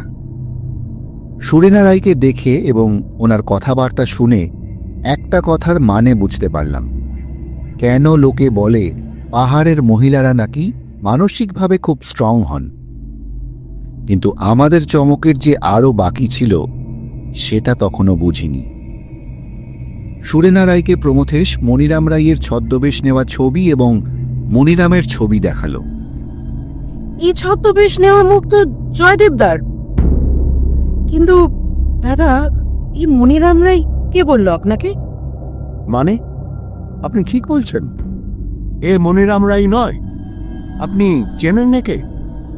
না, এই মনিরাম নয়, এর নাম তো পাওয়াং গরুন। এ তো আমাদের সব পুরনো জিনিসের খোঁজ এনে দিত। কিন্তু এই কলকাতায় কেন? সুরেনা দেবী, এবার আপনি সত্যি করে বলুন তো, আপনি ঠিক কী কারণে আমাদের কাছে এসেছেন? এতক্ষণ যে কথা আমাদের জানালেন, শুধু সেগুলো জানানোর জন্য নিশ্চয়ই আপনি আসেননি। প্রমথেশে প্রশ্ন শুনে সুরেনা রায়কে দেখলাম যেন নিশ্চিন্ত হলেন।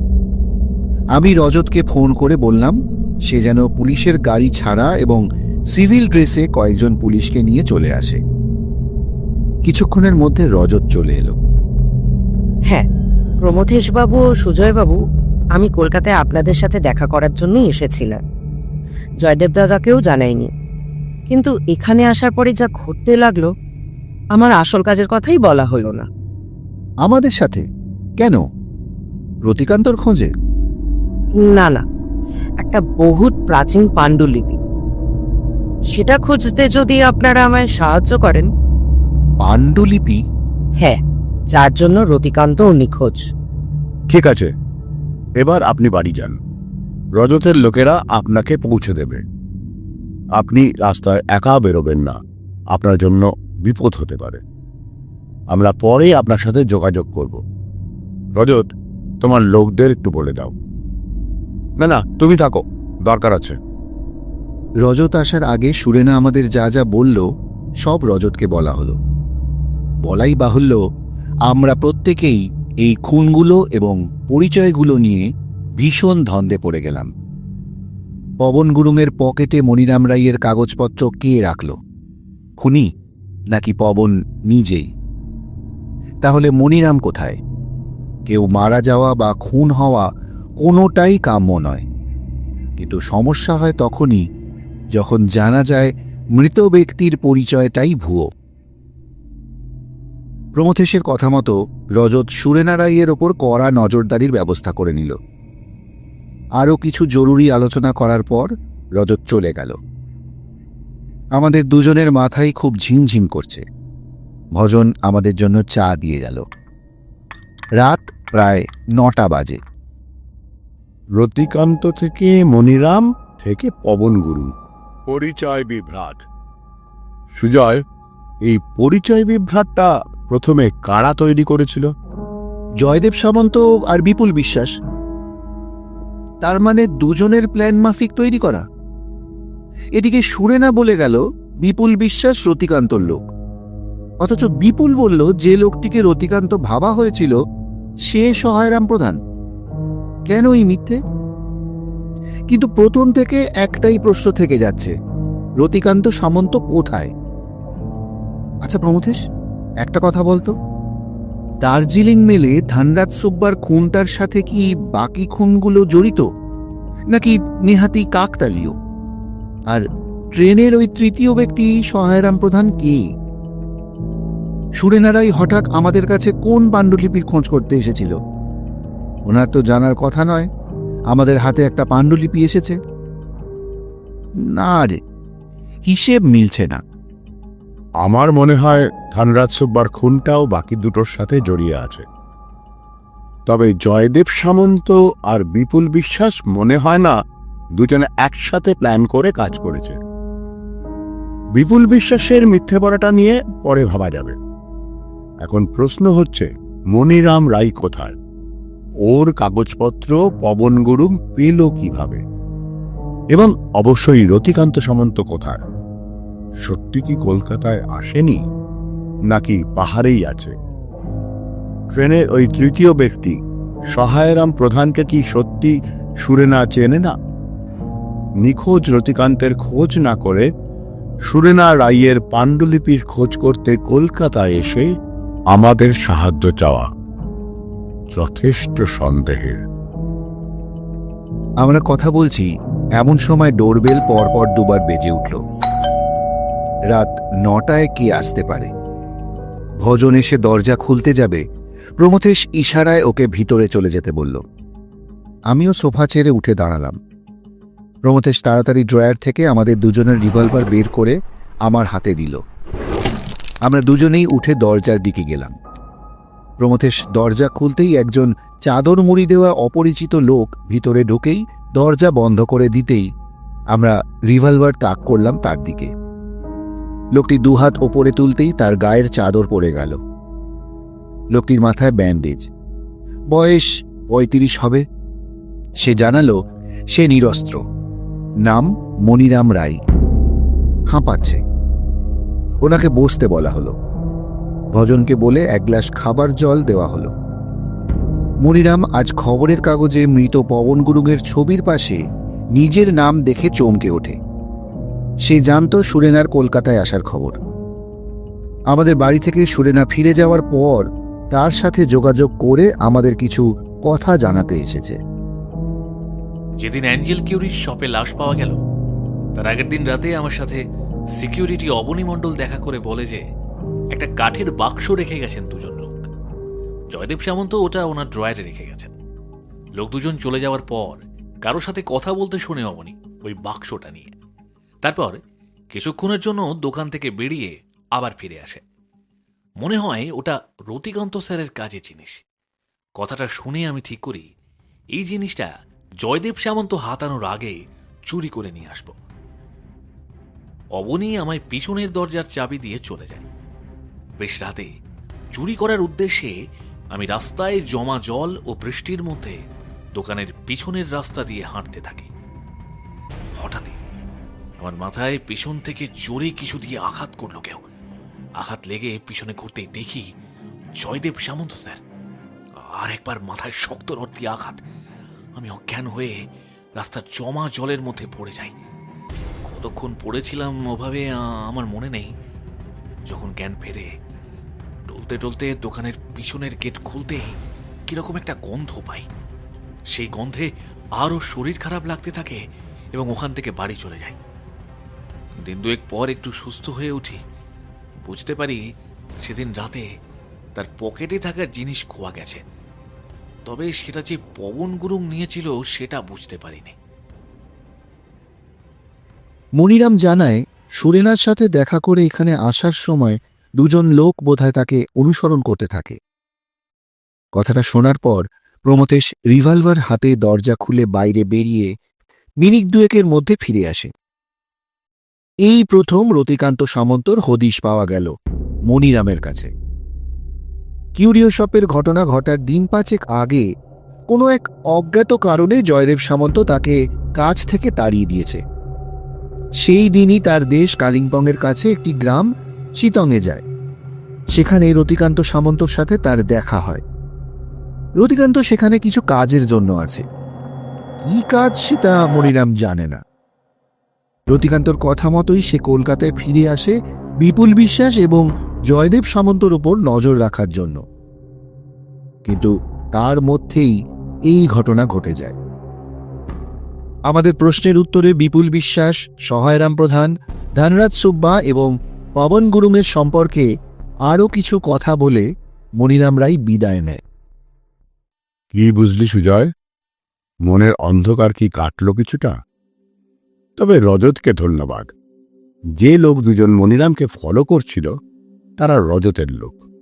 বাইরে গিয়ে তাদের পরিচয় পেয়ে বলে দিলাম মনিরাম রায়কেও যেন ফলো করা হয় এবং ওয়্যারলেসে রজতকে যেন এই খবর দিয়ে দেয়।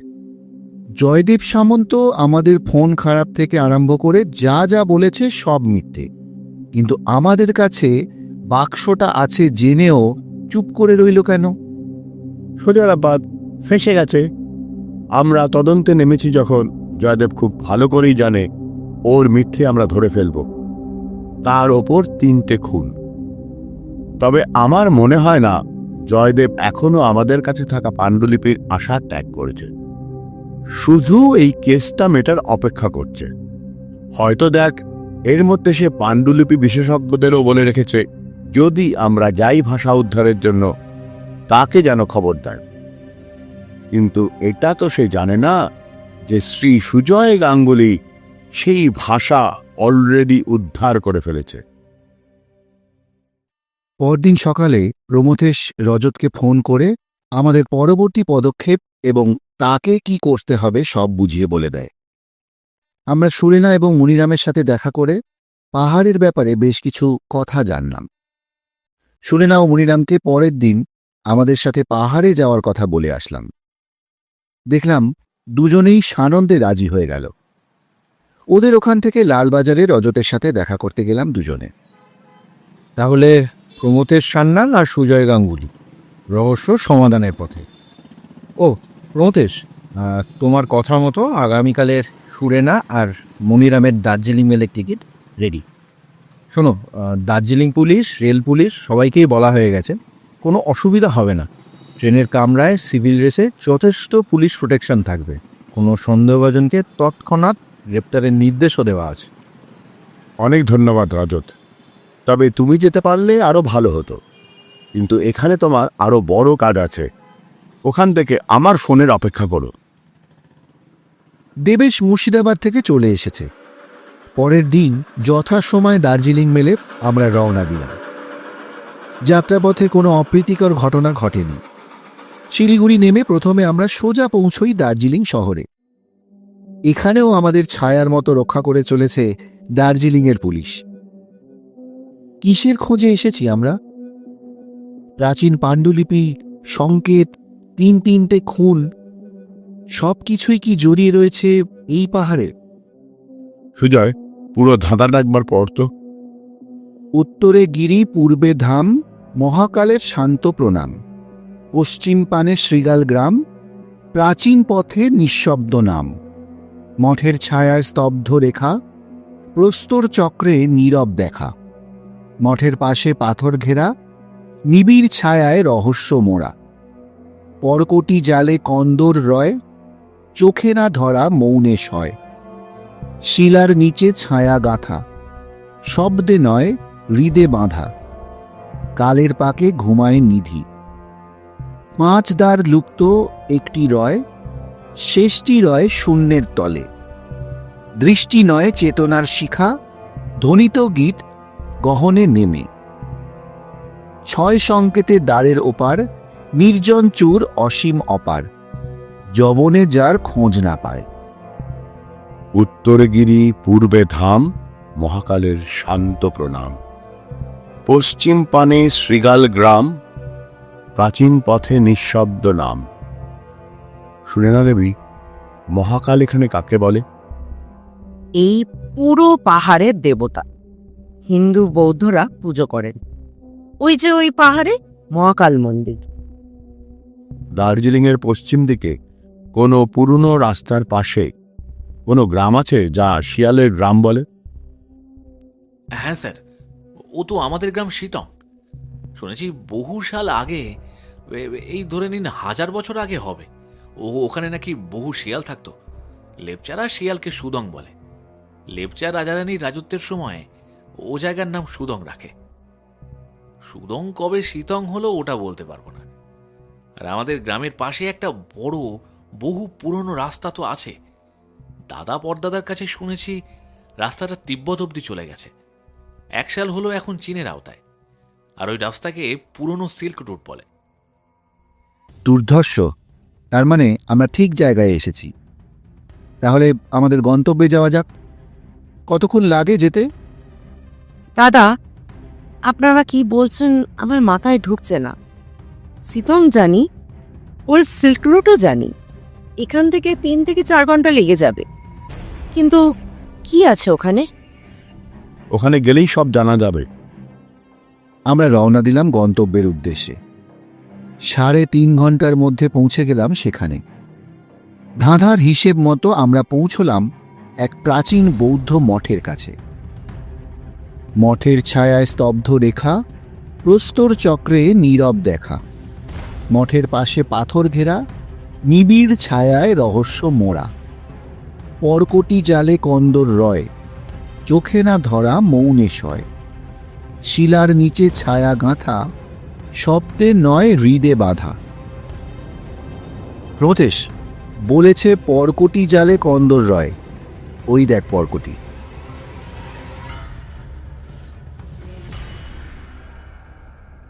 পরকটি মানে কি? বটগাছ।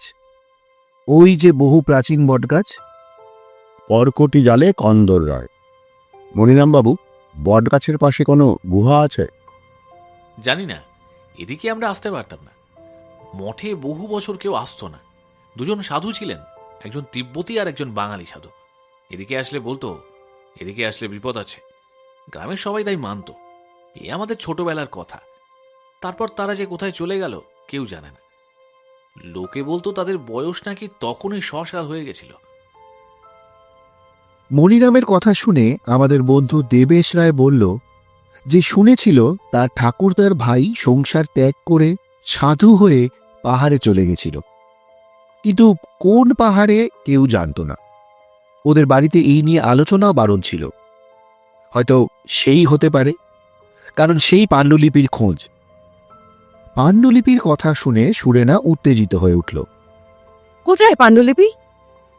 অফিসার, সুরেনা দেবীর কার্ডিগানের পকেট থেকে রিভলভার ও পায়ের মোজার থেকে ছুরিটা বের করে নিয়ে ওনাকে হ্যান্ডকাফ পরিয়ে আমাদের সঙ্গেই নিয়ে চলল।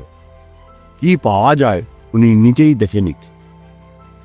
মনিরামবাবু, আপনার রতিকান্ত স্যার কোথায় গেলেন? ওই যে স্যার, মঠের পাশে ওই ঘরটায় ছিলেন। পুলিশদের নিয়ে আমরা সবাই সেই ঘরের দিকে যাই। প্রমথেশ এবং আমি নিজেদের রিভলভার নিয়ে প্রস্তুত, প্রত্যাঘাতের মোকাবিলায়। পুলিশরা মঠ এবং ঘর ঘিরে ফেলে, কিন্তু ঘর ফাঁকা। বোঝা যাচ্ছে কিছুদিন আগেও এখানে কেউ থাকতো। মনিরাম, তুমি কি বলছো? রতিকান্ত এখানে কি করতে থাকবে? ঠিক তাই সুরেনা দেবী, উনি তো আপনাদের সাথেই কলকাতা গেছিলেন সহায়রাম প্রধানের নামে টিকিট কেটে জলপাইগুড়ি থেকে। এখন উনি কলকাতা পুলিশের অতিথি। প্রমথেশের নির্দেশ মতো পুলিশের লোকেরা ততক্ষণে বটগাছের ঝুড়ি এবং আগাছায় ঢেকে যাওয়া জায়গা পরিষ্কার করার কাজে হাত দিয়েছে। কিছুক্ষণের মধ্যেই বিশাল এক গুহা দেখা গেল। গুহার 5টা মুখ। গুহার 2 মুখে 2 যোগিনী মূর্তি খোদাই করা। 5 দিক দিয়ে ঢুকে একটা সিঁড়ির মুখ। দিনের আলো পৌঁছয় না সেখানে। মশাল জ্বালানো হলো। একে বেঁকে নেমে গেছে এক সিঁড়ি। সকলে সাবধানে সেই সিঁড়ি দিয়ে নামতে লাগল। যদি তং ষট চিহ্নানি দাতুং শক্লসী তারহি শূন্যতায়া দ্বারং উদ্ঘাট্যতে। 6 সংকেত জোড়া দিতে পারলে খুলবে শূন্যের দরজা। 2 গুহামুখে 2 যোগিনী মূর্তি। সুজয়, তোদের বাড়িতে তো দুর্গাপুজো হতো। জানিস যোগিনী কজন এবং কেন? পিসিমার কাছে শুনেছি 64 যোগিনী, শক্তির পূর্ণ মণ্ডল, গুহা বা পাতালে বাস। শক্তির আরাধনায় আগে তাদের আহ্বান করা হয়। 11-0-64 বর্গমূল 2, 7 এবং 10। এই 6 সংকেতের 2 সংকেত উদ্ধার হল, 64 এবং বর্গমূল 2। 64 যোগিনী, 2 যোগিনী মূর্তি বাইরে আছে। তাহলে আরো 62টা মূর্তি এখানেই বা গুহার মধ্যে থাকবে। ভালো করে দেখ সিঁড়ির আকৃতিটা, ওপর থেকে নিচ পর্যন্ত পুরোটা দেখতে লাগে ঠিক বর্গমূল 2। স্যার দেখুন, নিচের দিকে 2 দেওয়ালে আরো 30টা করে, মানে মোট 62টা। বিজয়, আমরা চলে এসেছি। কালের পাকে ঘুমায় নিধি, 5 দ্বার লুপ্ত একটি রয়, শেষটি রয় শূন্যের তলে। দৃষ্টি নয় চেতনার শিখা, ধ্বনিত গীত গহনে নেমে। 6 সংকেতের দ্বারের ওপার, নির্জন চূর অসীম অপার, যবনে যার খোঁজ না পায়। কিন্তু প্রমথেশ, বাকি 4টে সংকেত 11-0-7 এবং 10? তোর চোখের সামনে দেওয়ালে কি দেখতে পাচ্ছিস? বাকি 2 যোগিনী মূর্তি, তার সাথে 5টা রুদ্র মূর্তি, মানে মোট 7। কিন্তু সংকেতের সাথের মানে বোধহয় এটা নয়। সিঁড়ি দিয়ে নেমে এসে আমরা পেলাম একটা পাথরের দেওয়াল, ঝুল এবং গাছের শিকড় ঝুলছে তার সামনে। কত যুগ এই জায়গা মানুষের নাগালের বাইরে ছিল কেউ তা জানে না। প্রমথেশ আর আমি দেওয়ালের 2 দিকের পাথরের ওপর খোদাই করা মূর্তিগুলো একটা একটা করে হাত দিতে লাগলাম, আর তার থেকে বেরিয়ে আসতে লাগলো সুর ও সপ্তক, সা, রে, গা, মা, পা, ধা, নি, সা। হঠাৎ তীব্র আওয়াজ হলো, পাথরের দেওয়াল 2 ফাঁক হয়ে খুলে গেল, অন্ধকার গুহা মুখ খুলে গেল। মশাল হাতে প্রবেশ করলাম সকলে। কোন নিধি, কোন নির্জন চুর অপেক্ষা করছে আমাদের জন্য? মশালের আলোয় দেখা গেল অনেকগুলো বড় বড় কারুকাজ করা কাঠের বাক্স, তাদের মধ্যে একটার উপর একটা ছোট কাঠের বাক্স, অবিকল একই রকমের কাঠের বাক্স, যার ভিতর থেকে আমরা সংকেত লেখা ভূর্জপত্র পেয়েছিলাম। আর যে সংকেতের রহস্য উদ্ধার করতে আজ আমরা এখানে।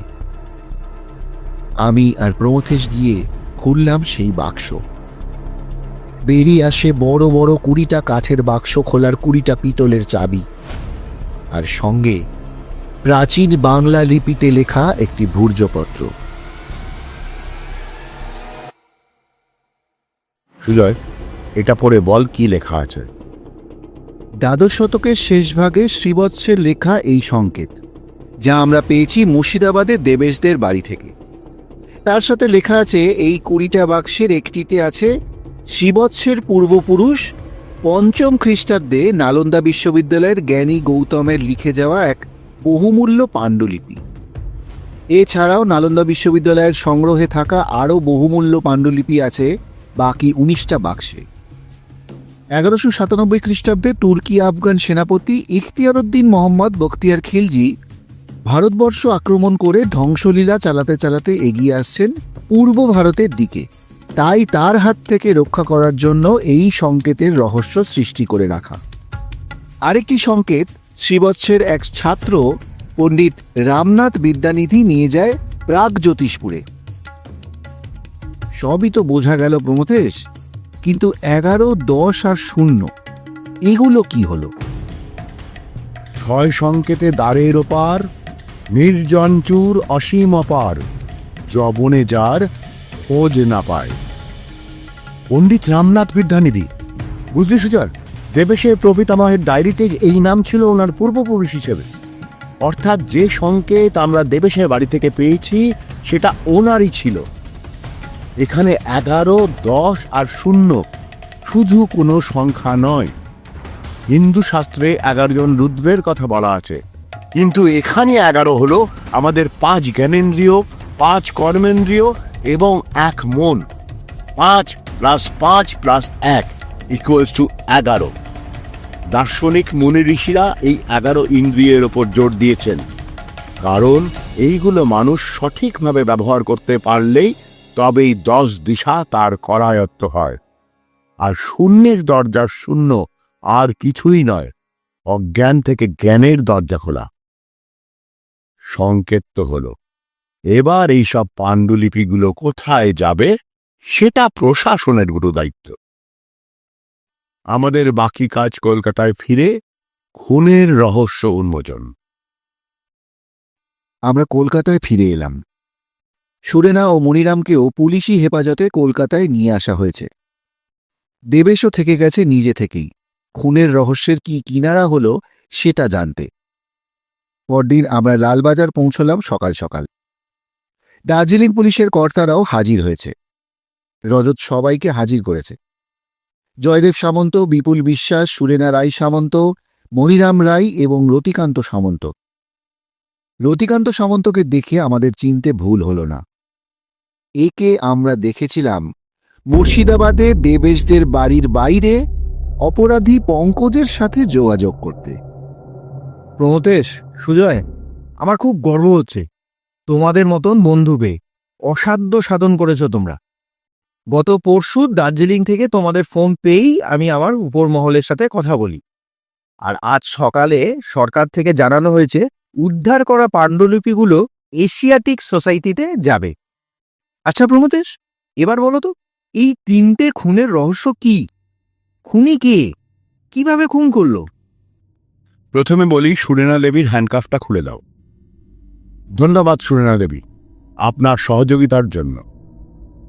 এবার আসি খুনের পিছনে কি কারণ। সবকটা খুনের পিছনেই ছিল দেশের প্রাচীন এবং দুর্মূল্য পাণ্ডুলিপি আর পাথরের মূর্তি পাচারের চক্র। রতিকান্ত সামন্ত ছিলেন পাণ্ডুলিপির একজন সমজদার লোক এবং রক্ষকও বটে। উনি সিতাং মঠে গিয়ে অনেক বছর আগেই জানতে পারেন ওখানেই কোথাও কোনো গুপ্তস্থানে আছে অনেক প্রাচীন পাণ্ডুলিপি। কিন্তু কোথায়, অনেক খোঁজাখুঁজি করেও উনি সেটা জানতে পারেননি। উনি একটা সূত্র থেকে খবর পান বর্তমান রাজনৈতিক অস্থিরতার সুযোগে প্রাচীন পাণ্ডুলিপি ও মূর্তি পাচার চক্রের কথা। মনিরাম রায়ের কাছ থেকে খবর পেয়ে রতিকান্ত যান মুর্শিদাবাদে। মনিরামের পরামর্শে মুর্শিদাবাদে গিয়ে যোগাযোগ করেন পঙ্কজের সাথে। পঙ্কজ হল একজন অপরাধী এবং এই পাচার চক্রের এজেন্ট।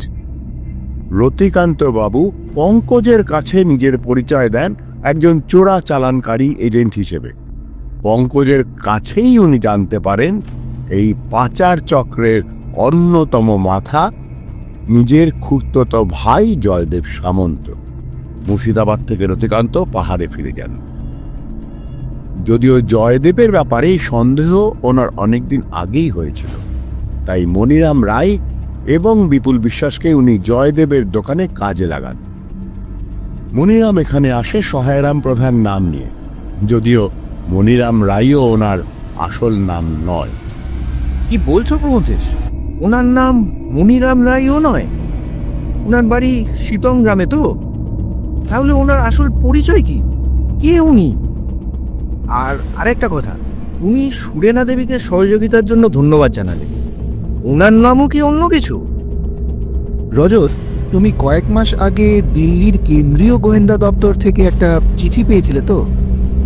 হ্যাঁ, কিন্তু চিঠিতে একজনের কথা বলা ছিল, নাম নীরজ প্রধান ওরফে মনিরাম রায়।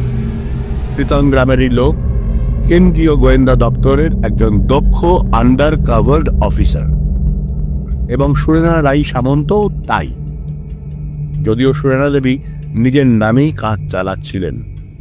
মনিরাম বাবু, সরি নীরজজি, আপনি এবার বলে দিন সেদিন সুরেনা দেবীকে কেন হ্যান্ডকাফ পরানো হয়েছিল? হ্যাঁ স্যার, সুরেনাজি আমাকে অনেক আগেই খবর দিয়েছিলেন যে দার্জিলিং পুলিশের দুজন কর্তা ব্যক্তি এই পাচার চক্রের সাথে যুক্ত আছেন, যাদের সাহায্যে পাচারকারীরা অনায়াসে বর্ডার ক্রস করে নেপাল, ভুটান, চীনে চলে যেতে পারত। ওনারা দুজন এখানেই উপস্থিত আছেন। প্রবীর সহায় এবং বিজয় তামাং, ওনাদের অ্যারেস্ট করা হোক। ওনাদের বিরুদ্ধে সব প্রমাণ এই খামে আছে। এই দুজনের 3 জন লোক সেদিন আমাদের সাথে পুলিশে যে পুরো অভিযানে ছিল, যাতে কি পাওয়া যায় সেটা নিজেরা দেখে আসে এবং পরে সুযোগ বুঝে সেগুলোর চোরাচালানের ব্যবস্থা করতে পারে। হ্যাঁ, আমি আর নীরজ সে কথা প্রমথের স্যারকে বলে দিয়েছিলাম। আমাকে অ্যারেস্ট করার কথা আমিই বলেছিলাম, যাতে ওরা ওদের বস প্রবীর সহায় এবং বিজয় তামাংকে বলে। তা না হলে এই শয়তান দুটোকে কলকাতায় আনা যেত না। রজত আগেই সব ব্যবস্থা করে রেখেছিল। প্রমথেশ কারোর নাম না বললেও বলেছিল খুনির সাথে আরও 2 জন সশস্ত্র অপরাধী উপস্থিত থাকবে। রজত প্রবীর সহায় এবং বিজয় তামাংকে গ্রেপ্তারের আদেশ দিয়ে সুরেনা রাই সামন্ত এবং মনিরাম রাই মানে নীরজ প্রধানের খুব সুখ্যাতি করল। কিন্তু খুনি কে এবং কিভাবে খুন হলো? এবার আসা যাক খুনের কথা। রতিকান্ত সামন্তের দেশের ছেলে, ওনার বন্ধুর ভাই, ওনার বিশ্বাসভাজন বিপুল বিশ্বাসকে অ্যাঞ্জেল কিউরিও শপে কাজে যোগ দিয়ে গোপনে কি কাজ হয় সেগুলোর খবর ওনাকে দেওয়ার জন্য মাসে মাসে মোটা টাকা পাঠান। কিন্তু টাকার লোভ বিপুল বিশ্বাস তার বিশ্বাস রাখতে পারল না রতিকান্তর কাছে। তবে জয়দেব সামন্তর যে বিশ্বাসভাজন হয়েছিল সে কথা বলা যায় না। দুদিক থেকেই টাকা রোজগার। ইতিমধ্যে নীরজ প্রধান ওরফে মনিরামের সাথে রতিকান্তের আলাপ করিয়ে দেন সুরেদা। এই সূত্রে নীরজের অ্যাঞ্জেল কিউরিও শপে কাজে যোগদান। ঘটনা প্রবাহ ঘটতে থাকে। মুর্শিদাবাদ থেকে আরেকজন স্মাগলিং এর কাজে পোক্ত পবন গুরুং আমাকে এবং সুজয়কে ফলো করে।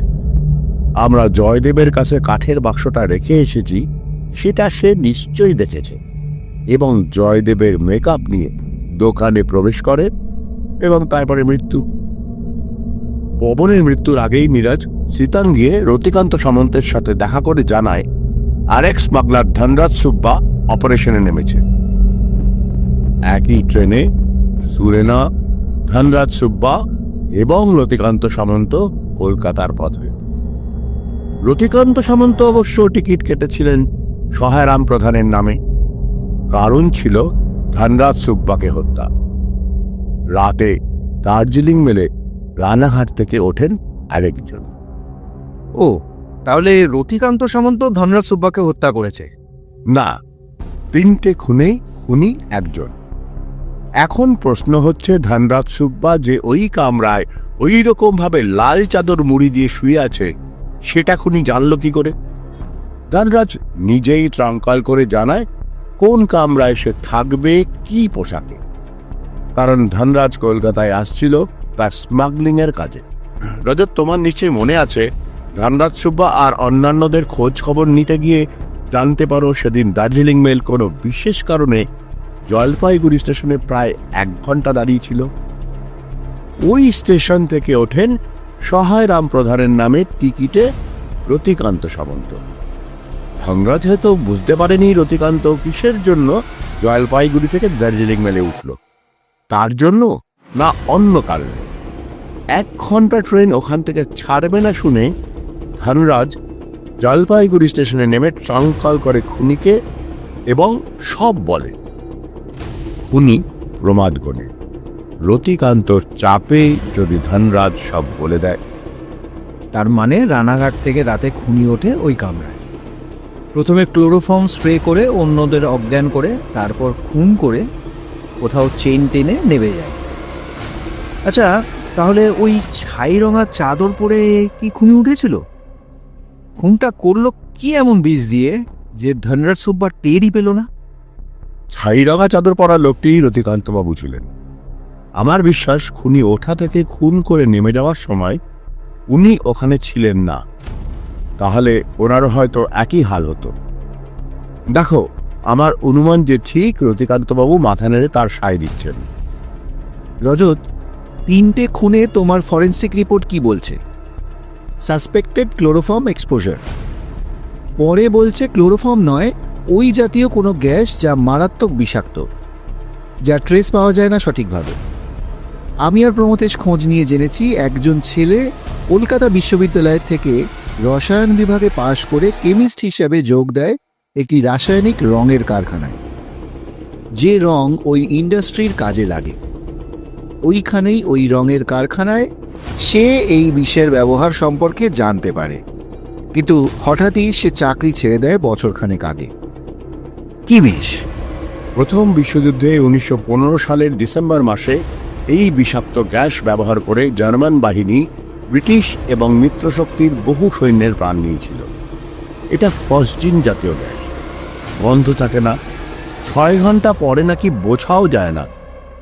এই বিষ কিন্তু কোনো খোলা বাজারে পাওয়া যাওয়ার কথা নয়।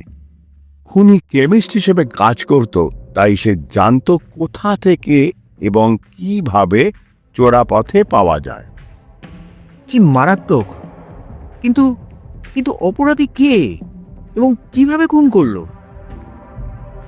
অপরাধী এখানে দার্জিলিংয়ের ওই 2জন পুলিশ অফিসার ছাড়াও আরেকজনও আছেন, জয়দেব সামন্ত। জয়দেব নিজের মতো দেখতে একজন লোককে দেখে ভেবেছিল সত্যি রতিকান্ত হয়তো তার মতো সেজে এসেছিল। পুলিশের এবং আমাদের কাছে রতিকান্তর নাম করে মনে মনে ভেবেছিল যে তার ব্যবসার পথের কাঁটা দূর হলো। এমনকি দার্জিলিংয়ে কোনো টেলিগ্রামও পাঠায়নি ইচ্ছে করেই, যাতে তাড়াতাড়ি ধরা না পড়ে। কিন্তু খুনি একজনই। যে রাতে পবন গুরুং খুন হয়, মনিরাম ওরফে নীরজ শুধু জয়দেবের ছদ্মবেশে পবনকেই দেখতে পায়, কারণ সেই দুবার ওর মাথায় আঘাত করে। কিন্তু দোকানের চাবি পবনের কাছে ছিল না। দোকানের পিছনের দরজা খুলে দেয় বিপুল বিশ্বাস। বিপুল আগে থেকেই মরণ ফাঁদ তৈরি করে রেখেছিল, এসি মেশিনের পাইপে গ্যাস ভরে। বিপুল বোধহয় ভাবতে পারেনি পবন ভিতরে ঢুকে বাক্স খুঁজে পাওয়ার আগেই মারা যাবে। বিপুল দরজায় বাইরে থেকে তালা মেরে চলে গেছিল, যাতে পবন বেরোতে না পারে। ঘন্টা 6 পরে আবার দোকানে ঢোকে বিপুল, কিন্তু বাক্স খুঁজে পায় না। চাবিটা কায়দা করে পবনের মৃতদেহের পাশে ফেলে চলে আসে, কিন্তু ভাবতে পারিনি জয়দেবের কাছ থেকে পরদিন আমরা বাক্সটা নিয়ে আসব। অবনী মণ্ডল মারা যাওয়ার আগের দিন আমাদের ছোট একটা চিঠি লিখে জানান যে বিপুল চাবি চুরি করেছিল। কিন্তু দুঃখের বিষয়, সেই চিঠি আমরা পাই যেদিন আমরা দার্জিলিং যাচ্ছি সেদিন, এবং সেদিন তোমায় সাসপেন্সে রেখেই ওদের অ্যারেস্ট করতে বলে চলে যায়। অবনী মণ্ডলের চিঠির কথা সম্ভবত বিপুল জেনে গেছিল, তাই তাকেও মরতে হলো। এবার আসি ধনরাজ সুব্বাকে কি করে বিপুল মারল। ট্রেনের কামরায় উঠে বিপুল সম্ভবত ক্লোরোফর্ম চিঠিয়ে দিয়েছিল, যাতে কামরার সকলে অজ্ঞান হয়ে যায়, এবং স্বাভাবিকভাবেই ধনরাজ সুব্বাও অজ্ঞান হয়ে যায়। তারপরে তার মুখের ভিতরে ফসজিন জাতীয় গ্যাস ঢুকিয়ে দেয়। লালবাজারের পর্ব মিটিয়ে দেবেশকে নিয়ে আমরা বাড়ি ফিরে এলাম। আমরা রজতকে বলে এলাম, জয়দেব সামন্ত বিপুল বিশ্বাসের শাস্তি তো হবেই, কিন্তু এই মারাত্মক বিষ যারা পয়সার বিনিময়ে বাজারে ছেড়েছে তারাও কম অপরাধী নয়। এরা দেশ এবং দশের শত্রু, তাই এদেরও কঠিন থেকে কঠিনতম শাস্তি দেওয়া উচিত। ভজন আমাদের জন্য চা নিয়ে এলো আর একটা খাম দিয়ে গেল। খামটায় পত্র প্রেরকের নাম নেই। খামটা খুলতে যাব এমন সময় ফোন বেজে উঠল। আমি উঠে গিয়ে রিসিভার তুললাম। হ্যালো বলার আগেই ওপার থেকে একটা ফ্যাসফ্যাসে চাপা গলায় একজন বলে উঠলেন, হ্যালো প্রমথেশ বাবু, আমি একটা চিঠি আপনাদের বাড়ির ডাক বাক্সে দিয়ে এসেছি।